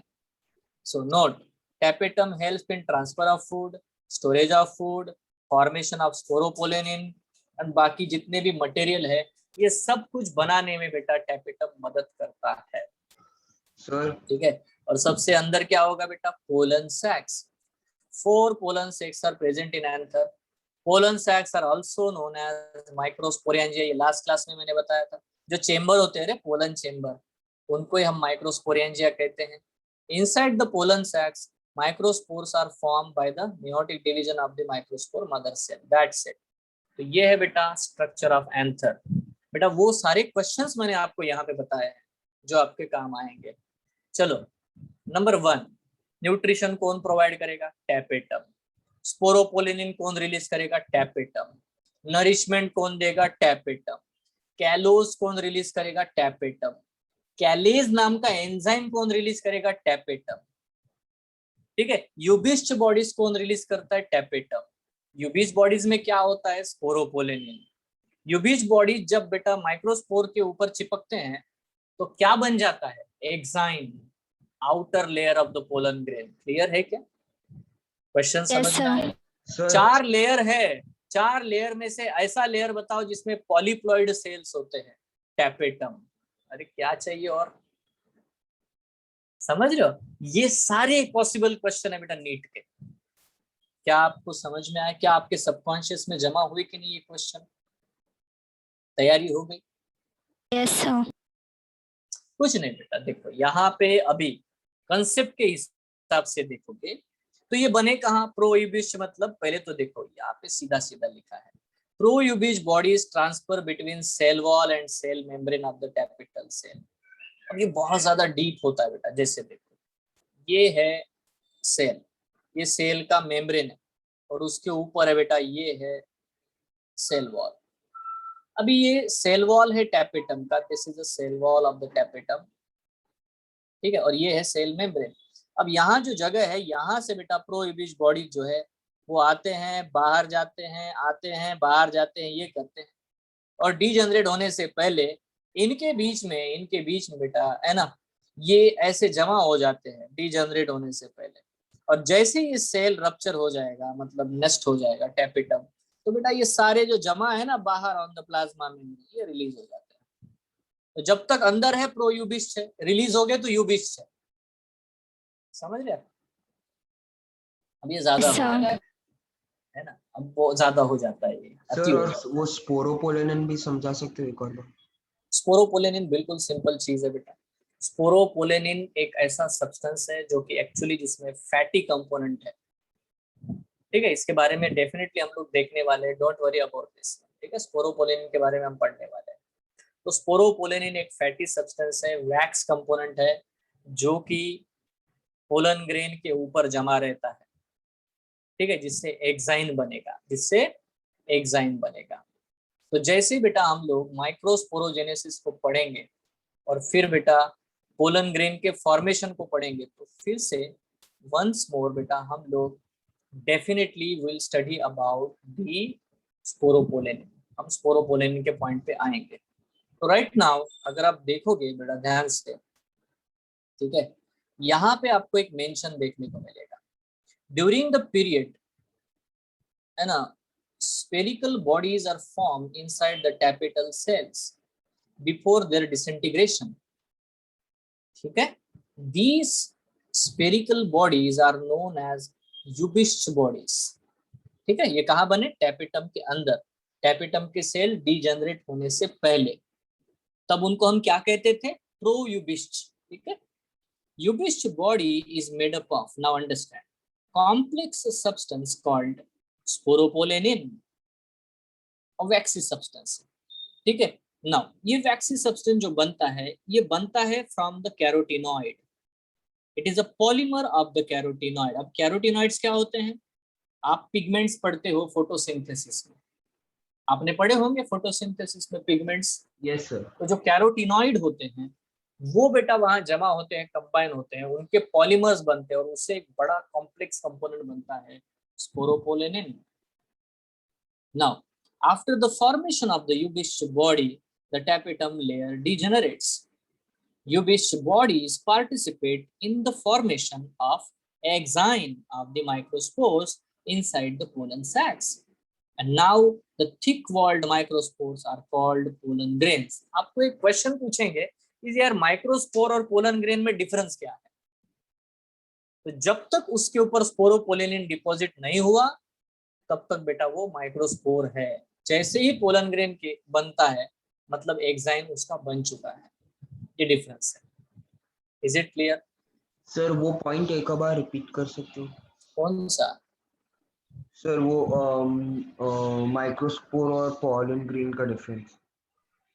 हाँ ठीक है, माइक्रोस्पोर और पोलन ग्रेन का डिफरेंस मैं आगे आने वाली चीज में बताऊंगा। देखो जब भी ये बनते हैं माइक्रोस्पोर, ये चार बने, ये चारों जो है बेटा एक्चुअली कैलोज से चिपके होते हैं। यहाँ पे है कैलोज।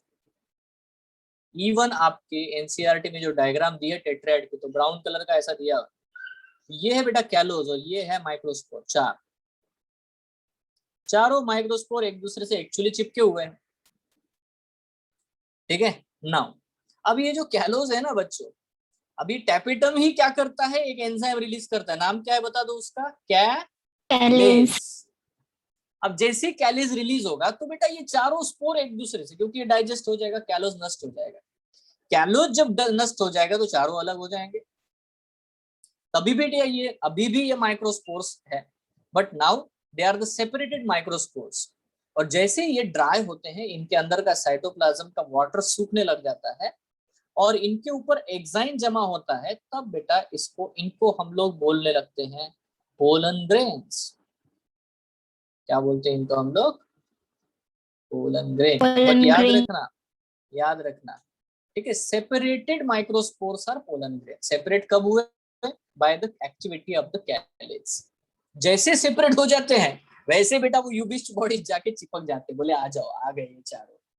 यस और नो, है ना? Yes sir. ये देखो यहाँ माइक्रोस्पोर टेट्राएड है, माइक्रोस्पोर टेट्राएड निकलने के बाद तुरंत बेटा वो पोलन ग्रेन में ट्रांसफॉर्म हो जाते हैं, ठीक है। Now you can see this point also. At the initial stage all 4 microspores are attached together with the help of callose layer, ठीक है। This group of the microspore is called the tetrad, उसे हम tetrad कहते हैं। After some time this callose layer dissolves by the callase enzyme, okay, which is secreted by the tapetum. Now this is very important, ठीक है। Is it clear? है ना? जैसे separate हो जाते हैं यूबिस्ट बॉडीज, उनको बेटा है ना बराबर स्पोरोपोलेनिन चिपका देते हैं and that's it, it will transform into the pollen grains. Easy है। बाकी सारी प्रोसेस बेटा मैंने आपको लास्ट क्लास में ही बताई, फिर से देख लेते हैं। चलो, माइक्रोस्पोरोजेनेसिस का मतलब क्या है? उसका मतलब है कि पोलन मदर से जो कि डिप्लॉयड है उनमें होगा मियोसिस, और मियोसिस होने से बन जाएंगे माइक्रोस्पोर। तो बेटा formation of microspores is called as a microsporogenesis, ठीक है। माइक्रोस्पोर हैप्लॉइड होते हैं, और माइक्रोस्पोरोजेनेसिस ऑलवेज नीड मियोसिस।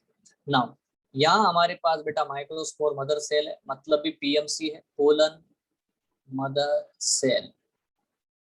ठीक है, वो क्या कर सकता है, वो डिवीजन करेगा।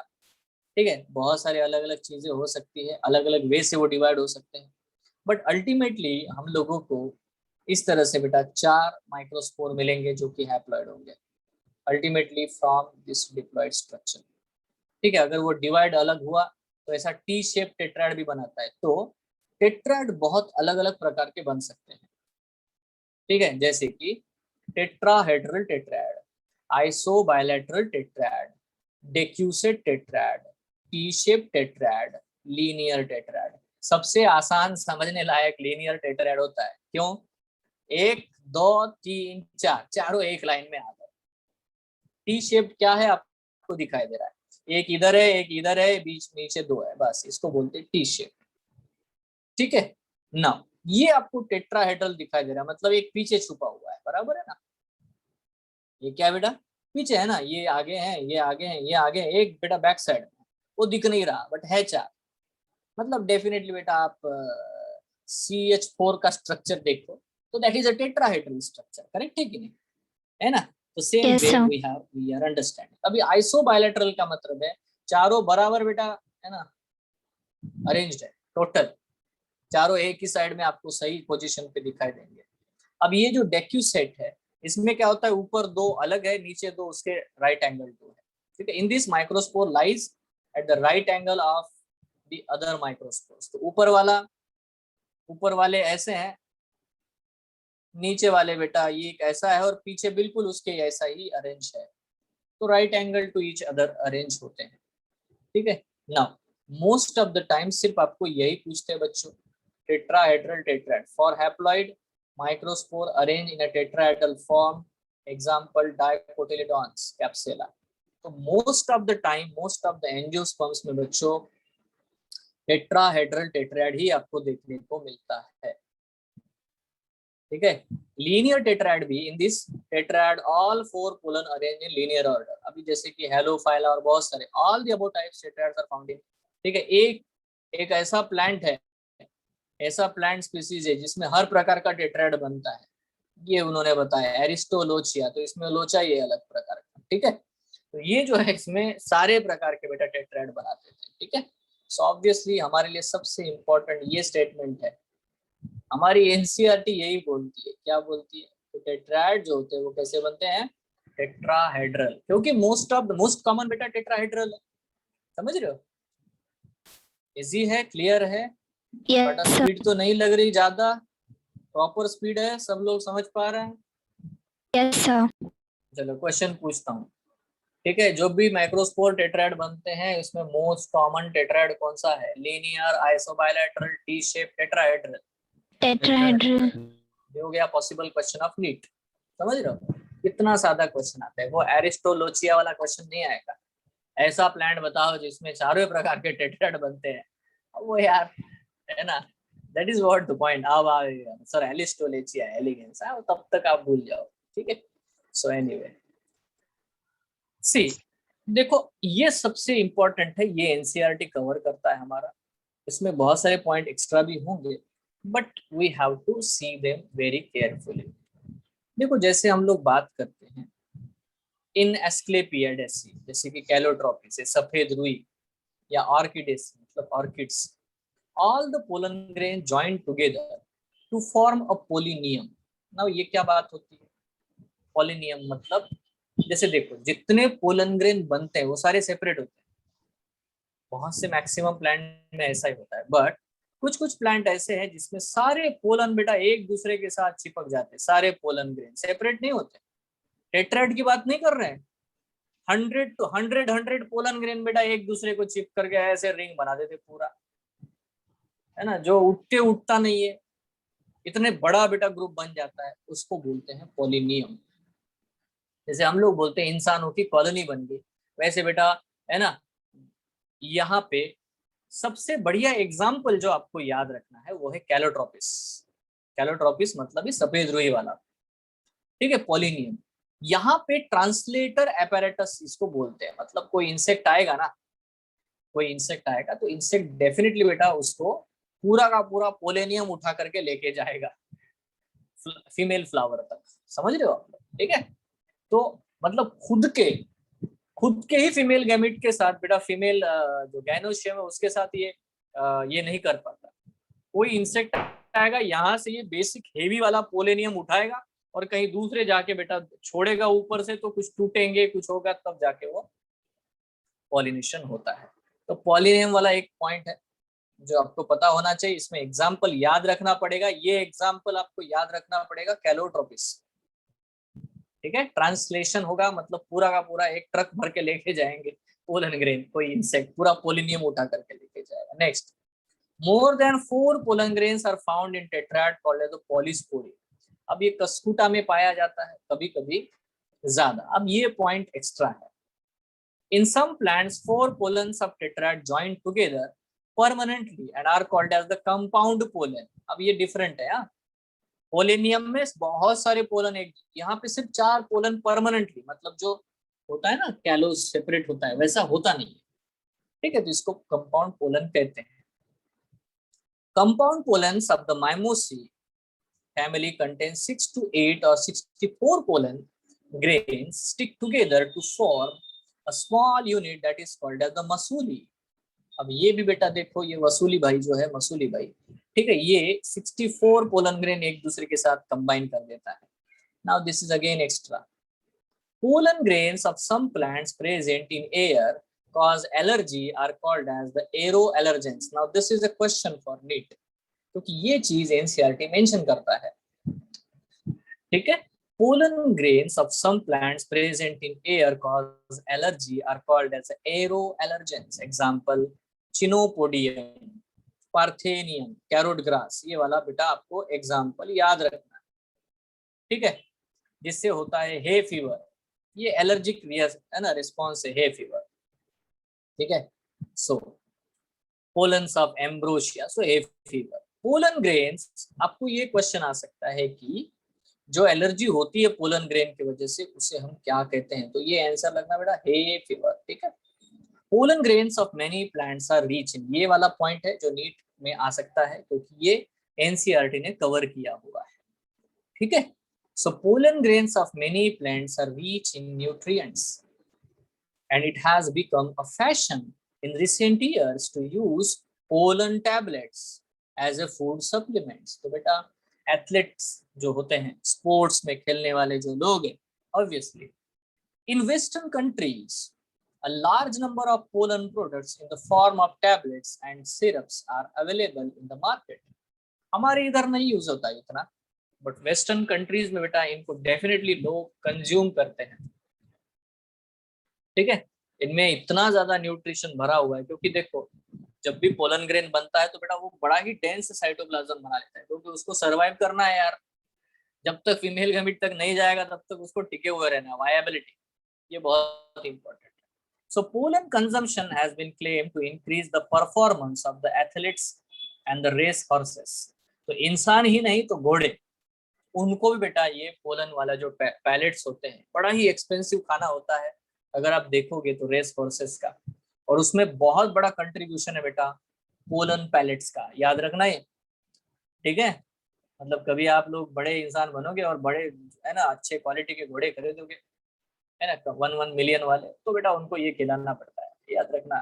ठीक है, no in Cyperaceae family only 1 pollen grain is formed. ये देखो ये अलग ही है, from a pollen mother cell, बाकी 3 डीजनरेट हो जाते हैं। अच्छा, ये है लार्जेस्ट पोलन कहाँ पे मिलता है, तो मिराबिलिस नाम के प्लांट में। स्मॉलेस्ट पोलन कहाँ पे मिलता है, तो मायोसोटिस नाम के प्लांट में। लॉन्गेस्ट पोलन मतलब निडल लाइक, ऐसा सुई जैसा होता है, ये पॉसिबल क्वेश्चन है। ठीक है, जोस्टेरा में आता है क्योंकि जोस्टेरा हमारे एनसीईआरटी में मेंशन्ड है। ठीक है, जब हम पॉलिनेशन पढ़ते हैं हाइड्रोफिली, हाइड्रोफिली जानते हो ना, पानी के अंदर पॉलिनेशन होता है, पानी के थ्रू पॉलिनेशन होता है, तो बेटा जोस्टेरा ये जो है ये मेंशन्ड है। ठीक है, now 8 in nucleated embryo sac type of pollen is found in Hyacinthus. This type of pollen grain was discovered by Nemec, so it is called as the Nemec phenomenon. देखो जब ये एम्ब्रियो सैक बनता है 3 एंटीकोडल होते हैं, 2 polar nuclei होते हैं, इस तरह से होता है ना, 8 न्यूक्लियस होते हैं ना, वैसा ही बेटा पोलन ग्रेन में होता है। ऐसा बेटा कंडीशन जो है 8 nucleated embryo sac type of pollen, ऐसा पोलन आपको देखने को मिलेगा। ये आपको हायसिंथस नाम के प्लांट में देखने को मिलता है। इसी को नेमेक फिनोमेना कहते हैं, नमक नहीं नेमेक, ठीक है, नेमेक फिनोमेना। Is it clear? हो गया Yes, sir. है ना? इसमें भी मैंने वो सारे पॉइंट टिक किए हुए हैं जो एनसीईआरटी से कोरिलेट करते हैं, जो नीट में पूछे जा सकते हैं। सर तो बाकी के पॉइंट्स हमें याद करने की जरूरत नहीं है ना? ये कैसे क्वेश्चन पूछ रहा है बेटा? जब तक बेटा ये क्वेश्चन तुम्हारे दिमाग से निकलता रहेगा ना, सर याद करना है क्या, देखना है क्या, पूछना है क्या, सी आप एक बात बड़ा ध्यान से समझो, this is a competitive examination.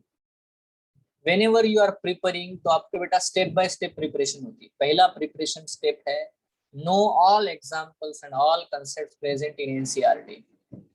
दूसरा है know everything which can be asked in the NEET examination. और तीसरी स्टेप है if you do this completely properly then go for the other things. पढ़ लो जितना पढ़ सकते हो, ठीक है, तब जाकर के बेटा आप सबसे ज्यादा एक्स्ट्रा एज में आ जाओगे। बट ये स्टेप्स फॉलो करनी है। पहले तो आपको एनसीईआरटी पूरा पता होना चाहिए। जैसे मैंने खुद कहा, इसको मैं नहीं याद करूंगा, इसको मैं, बट इसे मैंने टिक किया। क्यों किया? मैं जानता हूँ ये एनसीईआरटी में है ना। जस्ट समझ रहे हो ना, क्वेश्चन का आंसर मिला आपको? Yes sir. है ना। तो देखो ये बार बार बहुत से बच्चे इवन यही क्वेश्चन में लगे रहते हैं। सो डोंट, है ना, be in that, just see, just observe, may be आपको याद रह जाएगा यार लार्जेस्ट पोलन मिराबिलिस में मिलता है, क्योंकि ये आपके सबकॉन्शियस में रहेगा दबा हुआ। और जब ऑप्शन आएगा ना एग्जामिनेशन में, हमारा दिमाग बहुत स्पीडली काम करता है एग्जामिनेशन हॉल में, बहुत स्पीडली। आपको पता है, आप कभी भी देखो, मेरे साथ होता था। मैंने इवन बेटा आईआईएससी में उसमें गोल्ड मेडल लिया पूरे एग्जामिनेशन में, सबसे बढ़िया स्कोर किया। बट उससे पहले पेपर में जाने से पहले हमेशा मुझे ये लगता था कि मुझे कुछ नहीं आता। I was blank, totally blank, कुछ नहीं आता। इतना ज्यादा पढ़ लिया कि कुछ नहीं आता। समझ रहे हो आप? यस आपको सर। कब याद आता है पता है? जब आपको क्वेश्चन दिखता है सामने, as you see in front of ये क्वेश्चन देखते ही ब्रेन अपना सबकॉन्शियस माइंड से निकालता है, ये देख ये पढ़ा है तूने, लिख अभी फटाफट, ये टिक करते। आर यू क्लियर और नॉट? Yes sir. तो आपके ब्रेन को बेटा एक सेल्फ हिप्नोसिस है कि मुझे सब याद रहता है, ये सब मेरे सबकॉन्शियस में रहेगा, आई एम कॉन्फिडेंट इनफ। ये जब तक करोगे तो बेटा you will become a super student, that is the only way, है ना, है ना। अब जितना आप अपने क्वेश्चन मारते रहोगे, ब्रेन को पूछते रहोगे, बताते रहोगे कि यार याद रहेगा क्या, याद करना पड़ेगा क्या, इफ बट किंतु परंतु, एंड दैट्स इट। वहीं पे बेटा हम लोग आधी बाजी हार जाते हैं। Yes, so be careful about your brain now. अच्छा बच्चों, यहाँ पे एक मुद्दे पे आते हैं। यहाँ बोल रहा है स्ट्रक्चर ऑफ माइक्रोस्पोर और पोलन ग्रेन। अब पूरा पोलन ग्रेन जो बनता है ना, आपको तो समझ में आ गया कैसे बनता है, कैलोस डिसॉल्व हो गया, ये हो गया। बट जो स्ट्रक्चर बनता है वो क्या है? तो pollen grain is the first cell of the male gametophyte. Now मैंने आपको इनिशियल लेवल पे बताया कि हम एक्चुअली पढ़ने क्या वाले हैं। दो चीज, एक माइक्रोस्पोरोजेनेसिस और दूसरा मेल गैमेटोफाइट डेवलपमेंट। तो जैसे ही बेटा पोलन ग्रेन बनता है, तो pollen grain is the first cell of male gametophyte, is it first cell of the male gametophyte. Now question बेटा नीट में है ना, बताओ बेटा first cell of male gametophyte in angiosperm कौन सा होता है? The answer is very simple, it's a male gametophyte, pollen grain, है ना। Now pollen grain is a term as a immature male gametophyte, understand this. Usually they are round in shape. Pollen grain is surrounded by two distinct layers. The outer layer is a thick, rigid and ornamented, called exine. Ornamented मतलब बहुत अच्छे design होते हैं। आप pollen grain को, है ना, कुछ लोगों को शौक होता है पोलन ग्रेन के कलेक्शन का, अगर आप उनके पास जाओगे तो आपको वो बस माइक्रोस्कोप में एक एक पोलन ग्रेन दिखाएगा ना, you will be amazed. Every pollen grain का जो एक्साइन का जो यूबिस्ट बॉडीज डिपॉजिट करने का होता है ना, इतना बढ़िया बढ़िया डिजाइन आपको मिलेगा देखने को, आपको बड़ा ही अच्छा लगेगा। It will be so satisfying to see everything. ठीक है, बहुत ही, इसलिए बोलते हैं इसको ऑर्नामेंटेड ऐसा लिखा है। ठीक है, थिक है, रिजिड है, but it is ornamented, it's very beautiful. ठीक है, to observe all this pollen grain structures. So this layer is a form by cutin and sporopollenin. ठीक है, क्यूटीन एक वैक्सी कोटिंग है, वैक्स सब्सटेंस है। तो मैंने जैसे कहा एक्साइन में वैक्सी सब्सटेंस होता है, तो वो क्यूटीन है। ठीक है, sporopollenin is a highly resistant material, it is non biodegradable. बड़ा ही इंपॉर्टेंट है बेटा, आपको समझना है कि हम 10-10 हजार साल पुराने बेटा प्लांट के बारे में पढ़ते हैं। कैसे पढ़ते हैं? हमें उनके पोलन ग्रेन मिलते हैं, जिम्नोस्पर्म्स, बहुत पुराने। अभी वो प्लांट नहीं है, बट उनका पोलन ग्रेन अभी तक है। क्यों? क्योंकि sporopollenin is a non biodegradable, too much resistant. High temperature, high acidity, high basic nature, कुछ भी हो जाए बेटा, वो डिग्रेड नहीं होते। आपको बात समझ में आ रही है ना? एंजाइम से तो बिल्कुल डिग्रेड नहीं होते।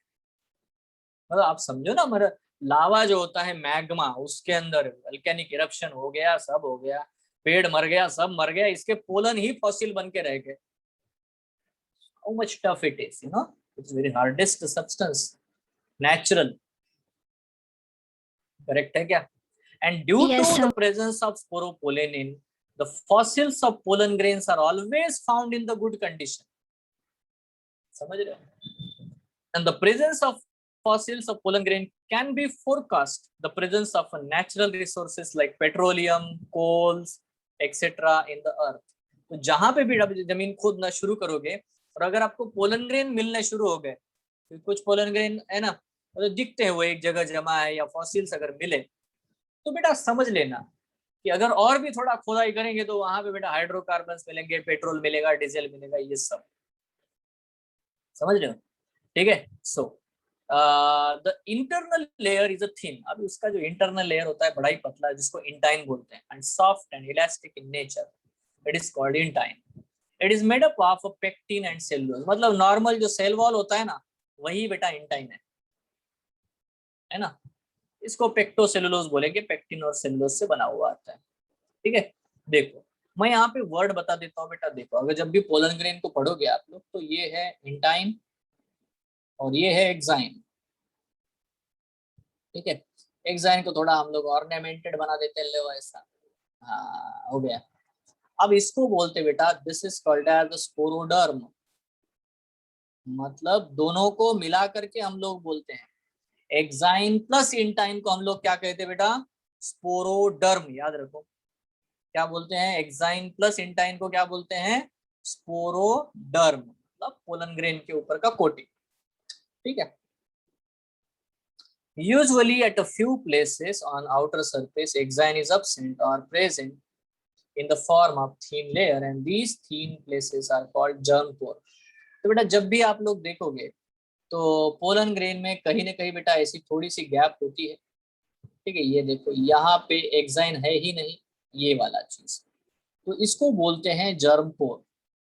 ठीक है, यहीं से अगर पॉसिबल हुआ तो पोलन ट्यूब निकलेगा, जर्मिनेशन होगा। ठीक है, intine and comes out through any one germ pore. तो होता क्या है, ये जो जर्म पोर होता है, ठीक है, तो उसी से बेटा इंटाइन हमेशा बाहर आता है ना, during the germination of the pollen grain and in the form of the pollen tube. अगर आपको डायग्रामेटिकली अगर मैं दिखाऊं, ठीक है, तो देखो ये है इंटाइन, ठीक है, और ये है एक्साइन। एक्साइन ऐसा है, ठीक है, ये है पोर।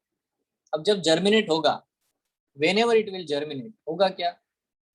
ठीक है, ये वाला जो इंटाइन है जो रेड कलर का है, वो यहीं से बाहर निकलता है ऐसे, और बेटा इसी को हम लोग पोलन ट्यूब कहते हैं। मैं आपको एक क्वेश्चन पूछूं बेटा, पोलन ट्यूब के ऊपर जो लेयर होती है, कोटिंग होती है, वो क्या है? एक्चुअली बेटा वो इंटाइन ही तो है।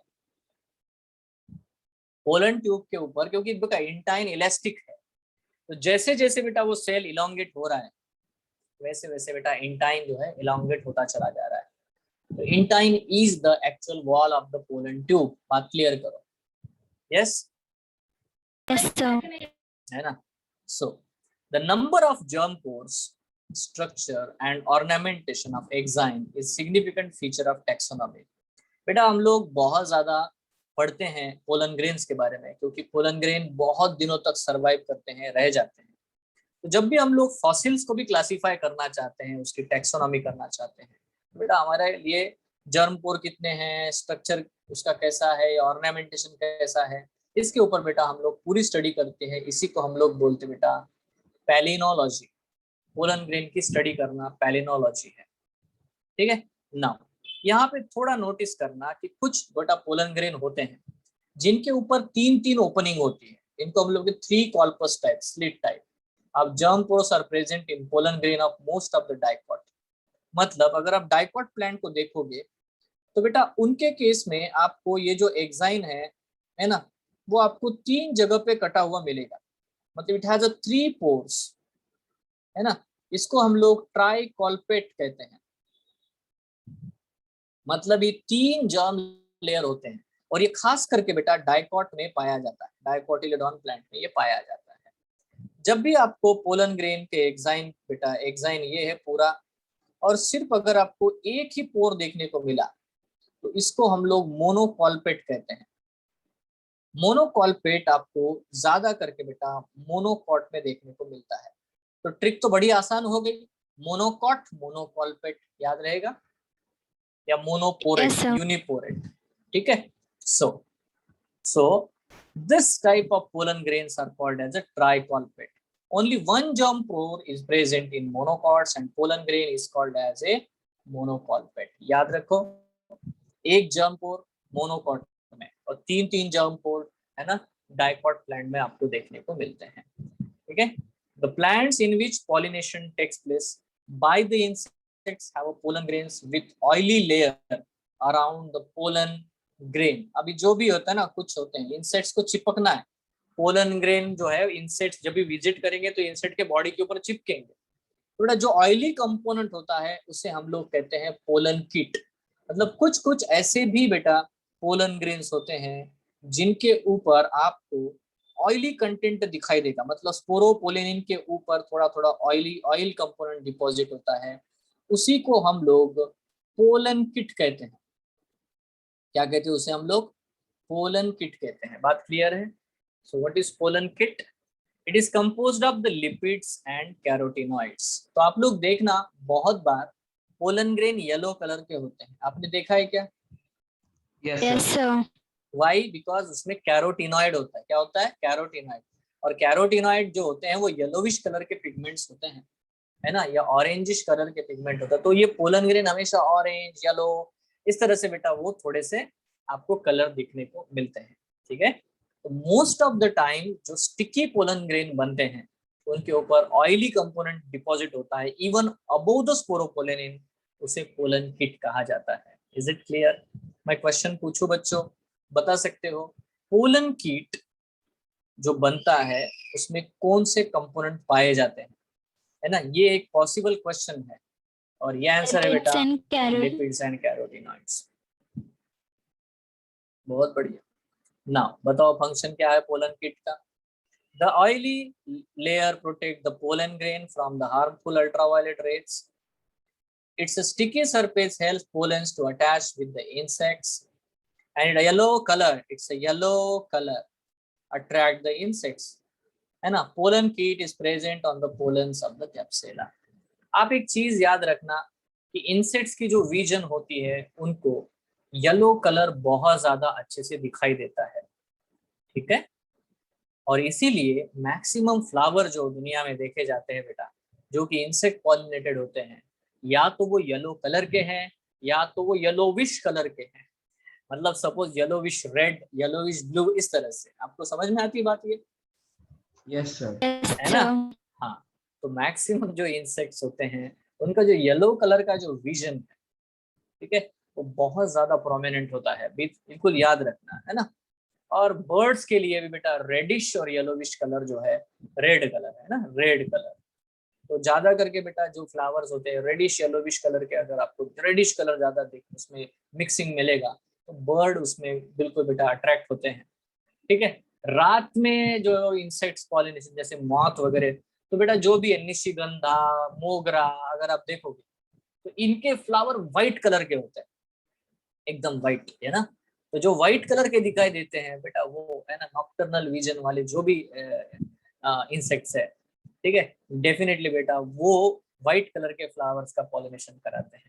तो ये रहा बेटा कलर वाला मजा। ठीक है, with respect to the pollination. आपको बात समझ में आती है? सिंपल है कि नहीं है? आसान है पक्का? नाउ देखो यहाँ सबसे पहली बात आपको ये समझ में आनी, ये वाला स्ट्रक्चर मैंने आपको दिखाया था थोड़ी देर पहले। ये कैसा है बेटा, क्या लिखा है? This is the mode of dehiscence of anther. But ये एंथर कैसा है बता दो, इमेच्योर है या मैच्योर एंथर है? और कितने चेंबर है गिन लो। मैच्योर। और ये बिल्कुल ये, और ये डायग्राम आपके एनसीईआरटी में दी गई है। आपको दिख रहा है क्या? टैपेटम गायब हो गया है क्या? टैपेटम नहीं है। No sir. मिडल लेयर गायब हो गया, बट एपिडर्मिस और एंडोथेशियम है अभी भी, because it is a common layer, है ना। पोलन चेंबर खत्म हो गया भाई, गया गया पूरा गया। टैपेटम गया नहीं है, पोलन ग्रेन रिलीज कर रहा है, ये मतलब सब गया है। ठीक है, so that is the simple thing we have to understand. और अब बेटा यहाँ पे डायग्रामेटिकली सही हम लोग देखे चीज को समझे, यहाँ पे क्या बोल रहे हैं।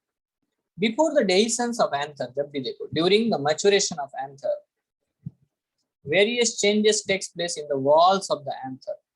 क्या क्या changes होते हैं? In the beginning, middle layer degenerate due to the absorption of the food by tapetum. तो middle layer तो गया, नंबर गया उसका। When the microspores are formed inside the pollen sacs, the same time Yubish bodies are formed in cells of tapetum. जैसे उधर microspore बने इधर यूबिश body तैयार हो जाते हैं। देयरफॉर टैपेटम डीजनरेट, और क्या करेगा? यूबिश बॉडी फटाफट जा करके बेटा एक्साइन बना देंगे। हो गया ना, ये पॉइंट क्लियर है? Now in this way a mature anther only 2 layer epidermis and endothecium are present. यही पॉइंट अभी बताया, ठीक है। और टैपेटम और मिडल लेयर गायब हो जाते हैं। The sterile tissue present between both the pollen sacs of each anther lobe degenerate, and both pollen sacs of each anther lobe fuse together to form a single pollen sac. तो यही बता रहा है, यहाँ जो 2 पोलन चेंबर थे उनके बीच का टिश्यू गायब हो गया और इसलिए वो एक ही चेंबर में कन्वर्ट हो चुके हैं। ये सादा स्टेटमेंट है, ठीक है, ये बहुत ही नॉर्मल सा पॉइंट है। Then, therefore, in the TS of mature anther, only 2 pollen sacs are present. बराबर? मैच्योर एंथर में कितने होते हैं? ये है वो क्वेश्चन जो मैंने बताया था आपको। यस, ठीक है। Now dehiscence of anther takes place during the dry season. बड़ा ध्यान से देखो, during the dry season due to the hygroscopic nature of endothecium, है ना। ये क्या करता है? Loss of water takes place from the cells of the endothecium. तो बड़ा ध्यान से देखो, जैसे बेटा पानी का लॉस होगा, ये पानी भर के रखते हैं, जैसे बेटा ये बड़ी तेजी से श्रिंक होते हैं, इधर वाले और इधर वाले इतना श्रिंक होते हैं कि ये खींच लेते हैं, और खींचेंगे तो यहाँ से कट जाएगा, ठीक है, दोनों तरफ से बेटा, है ना। And then it will dissect. Yes, now walls of endothelial cells try to contract due to the loss of water, but inner and radial walls do not contract due to the presence of the fibrous thickenings, whereas outer thin walled cells of endothelium contract and become concave or incurved. तो इस तरह से बेटा ये अंदर की तरफ झुक जाएंगे, ठीक है। देखो यहाँ पे आपको याद रखना है, आपको ये पूछा जाएगा कि एंडोथेशियम के ऊपर कौन सी 2 चीजें प्रेजेंट होती है। एक होती है फाइबरस थिकनिंग और एक होता है बेटा कैलोज वॉल, है ना, कैलोज डिपोजिशन। और इनकी वजह से ही, है ना, इनका जो कॉन्ट्रैक्शन या रिलैक्सेशन होता है ये थोड़ा सा अलग वे में काम करता है, एंड सो दैट, ठीक है, it will rupture and all the pollen grains are released, ठीक है। So incurving, now this is very simple, now dehiscence of anther in angiosperm is either longitudinal or by apical core। तो देखो ये depend करता है मेरे प्यारे बच्चों कि वो कहाँ से कटेगा, मतलब उसका डेहिसेंस लाइन कहाँ पे होगा, लॉन्गिट्यूडनल या, ये डिपेंड करता है कि पोलन जो एंथर होता है उसका स्ट्रक्चर कैसा है इसके ऊपर। कभी कभी ये देखो ये लोब है तो ऐसे कटेगा वो, ठीक है, पूरा लॉन्गिट्यूडनल, मतलब आपके पास कंपास बॉक्स होगा ना, कंपास बॉक्स, तो वो लोब है ना, आप कंपास बॉक्स को खोल दो, कैसा होगा वो, पूरा लेंथ में खुलेगा ना यार कंपास बॉक्स, ठीक है। So that is a longitudinal. Porous होता है, कभी कभी ऊपर साइड में बेटा दो पोर्स होते हैं, यहाँ से रिलीज करेगा, नीचे कुछ नहीं होगा। या तो बेटा ट्रांसफर्स, मतलब बेटा देखो इधर या इधर ये पूरा ऐसे लाइन में कट जाएगा बीच से, ठीक है। या तो बेटा फ्लैप ओपन होते हैं, वैल्वर, साइड से बेटा ऐसे दो पॉकेट खोल दो आप लोग बैक के, ठीक है। सो देखो there are different types of the things we have to understand, पक्का। नाउ यहाँ पे डेफिनेटली बेटा ये माइक्रो गैमेटोजेनेसिस, आप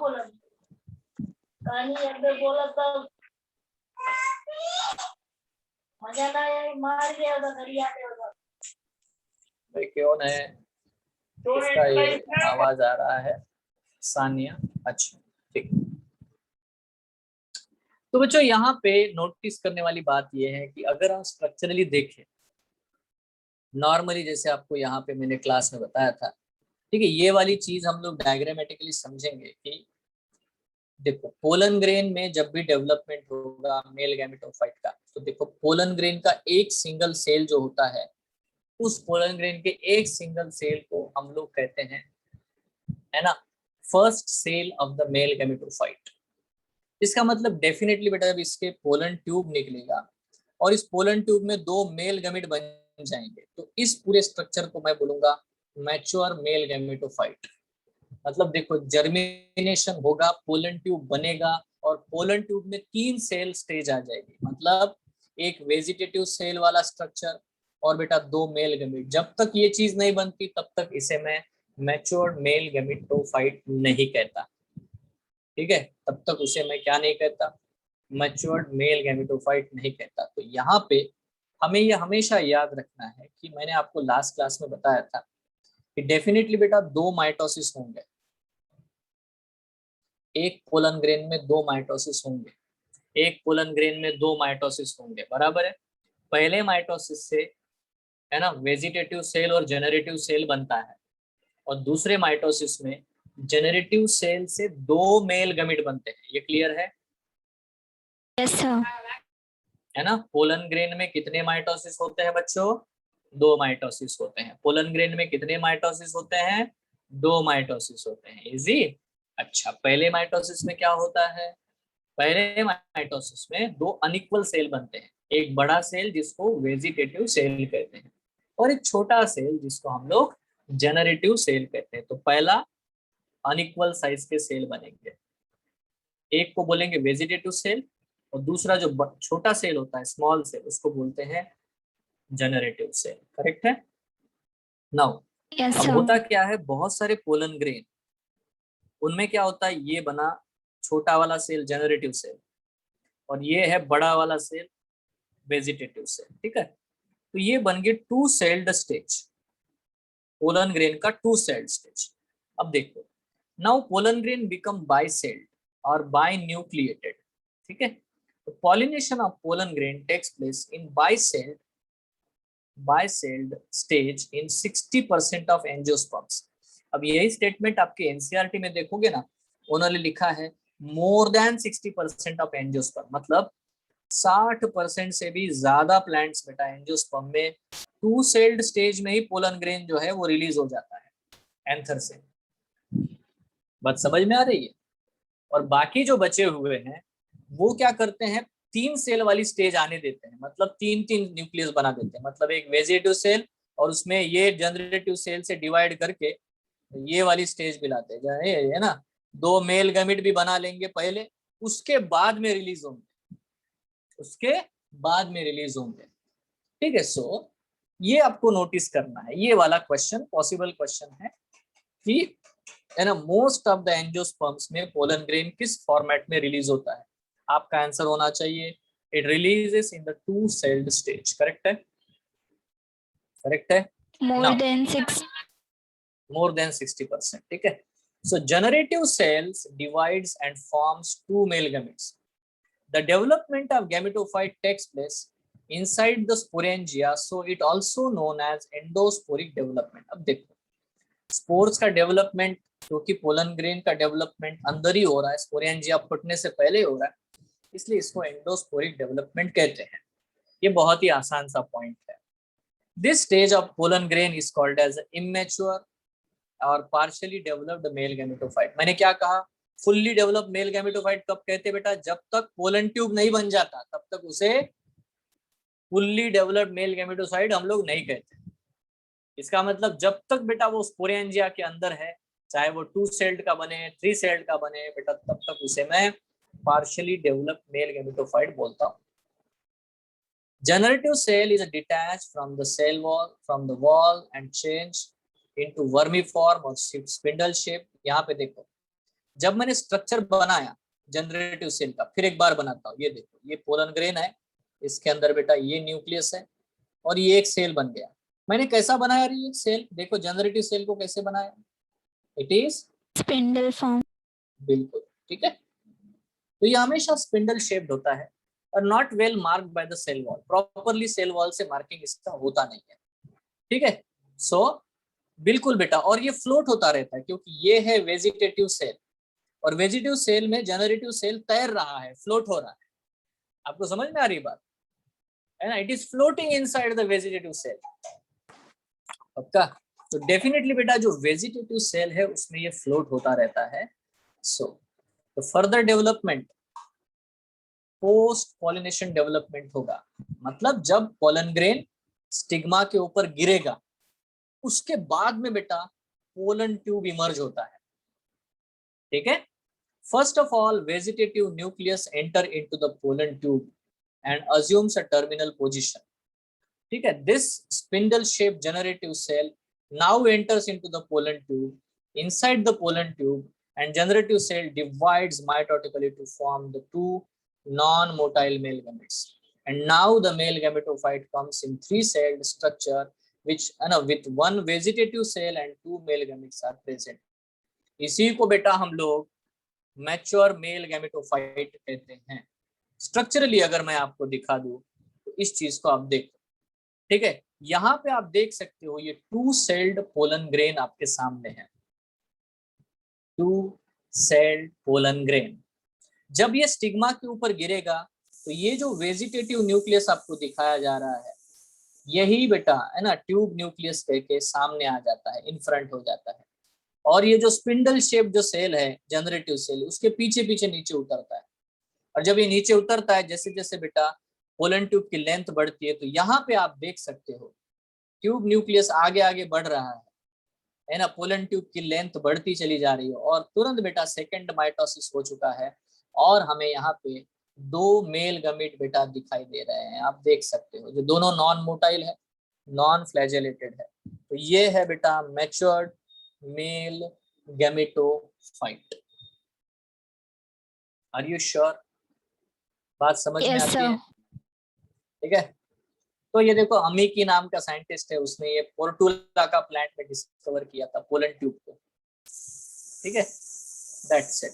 और जियामेट जो होता है ग्रेन कॉर्न जो होता है उसमें सबसे लॉन्गेस्ट आपको पोलन जो होता है ट्यूब देखने को मिलेगा, ठीक है, क्योंकि उसमें जो होते हैं ना कार्पेल्स आपको फाइबरस देखने को मिलते हैं। देखो यहाँ पे कुछ क्वेश्चन है बच्चों। Endothecium, middle layer and tapetum in anther are derived from, बताओ क्या होगा आंसर? प्राइमरी पैराइटल लेयर, है ना। Which one is female gametophyte? अभी तो ये आया ही नहीं क्वेश्चन, फिर भी एम्ब्रियो सैक जो होता है उसको हम फीमेल गैमेटोफाइट कहते हैं, ठीक है।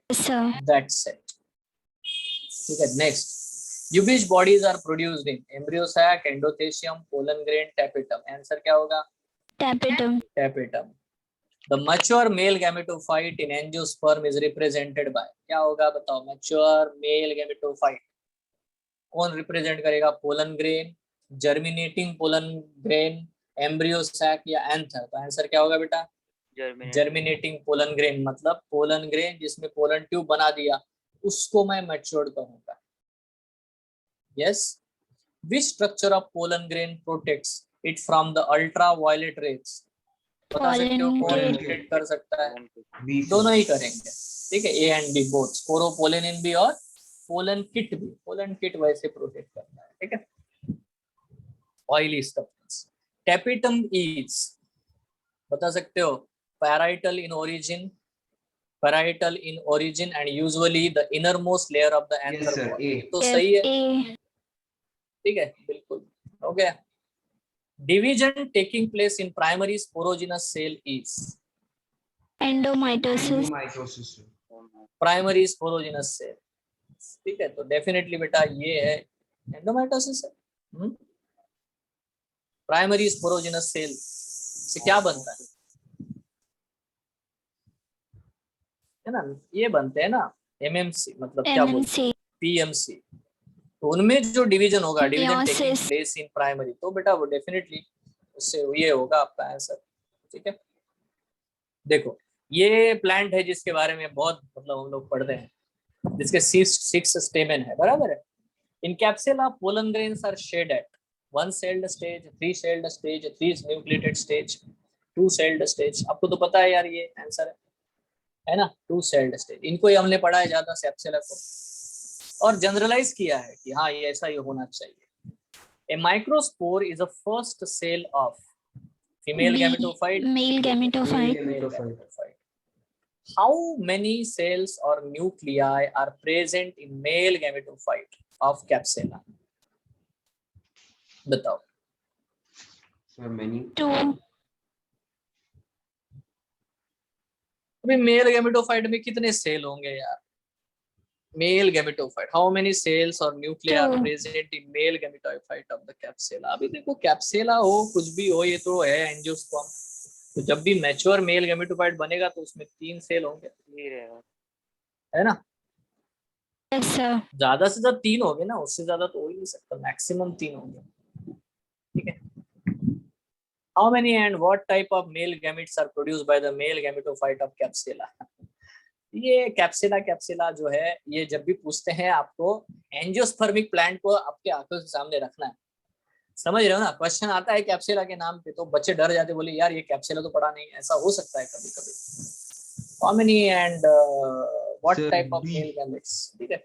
In a pollen grain the small nucleus is, है ना, पोलन ग्रेन में देखो ये जो है पोलन ग्रेन बना, उसका एक्साइन है व्हाटएवर मे बी, तो यहाँ पे बड़ा न्यूक्लियस बेटा ट्यूब न्यूक्लियस होता है, और छोटा न्यूक्लियस जो होता है वो कौन है? वो Generative cell. जनरेटिव सेल का। तो जनरेटिव न्यूक्लियस जो है वो छोटा होता है, ट्यूब न्यूक्लियस लार्जर होता है, उसी को बेटा हम वेजिटेटिव न्यूक्लियस भी कहते हैं, पोलन न्यूक्लियस भी कहते हैं। तो आपको याद रखना है, ट्यूब न्यूक्लियस को लिख के रखो, डीजेनरेटिव न्यूक्लियस भी कहते हैं।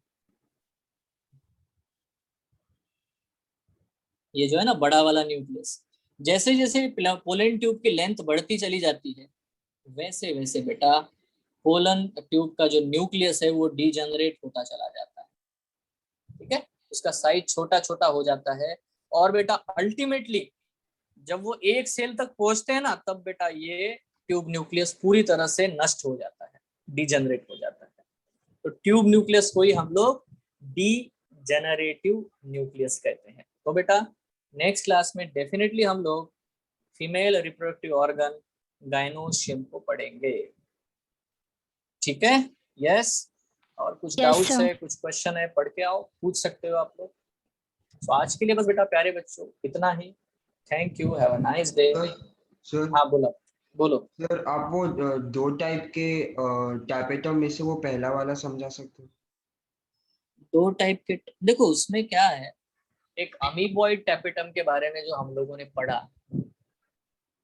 उसमें वो क्या करता है कि टैपेटम मिडल लेयर तो पहले खत्म हो जाता है, ठीक है, टैपेटम बचता है, टैपेटम ने पूरा खाना जमा किया मिडल लेयर का, और बेटा खुद भी डिजेनरेट होता है बहुत जल्दी, समझ रहे हैं? बट वो डिजेनरेट होने से पहले ऐसे बेटा पूरे खाने के पॉकेट बना के रखता है, उसके प्रोटोप्लाज्म के छोटे छोटे बॉडीज बना के रखता है, जिसको हम लोग प्रोटोप्लाज्मिक बॉडीज बोलते हैं, और सारे रिलीज कर देता है in the pollen sac.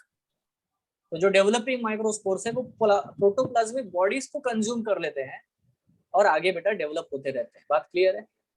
Yes sir.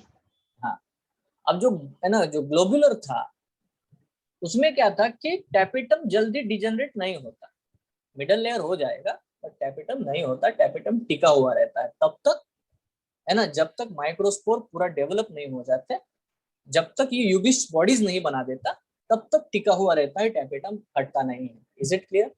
Yes sir. बढ़िया। Thank anything you, sir. Else?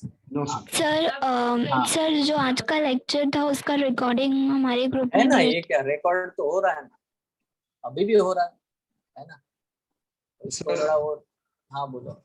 Sir वो लास्ट लेक्चर का जो आपने नोट्स लिखा था सर, वो भेज सकते हो? वो है क्या, वो दिया नहीं क्या आपको मैंने? नहीं सर। तो ठीक है, फाउंडेशन बिल्डर भेजा तो था मैंने। Sir foundation builder new.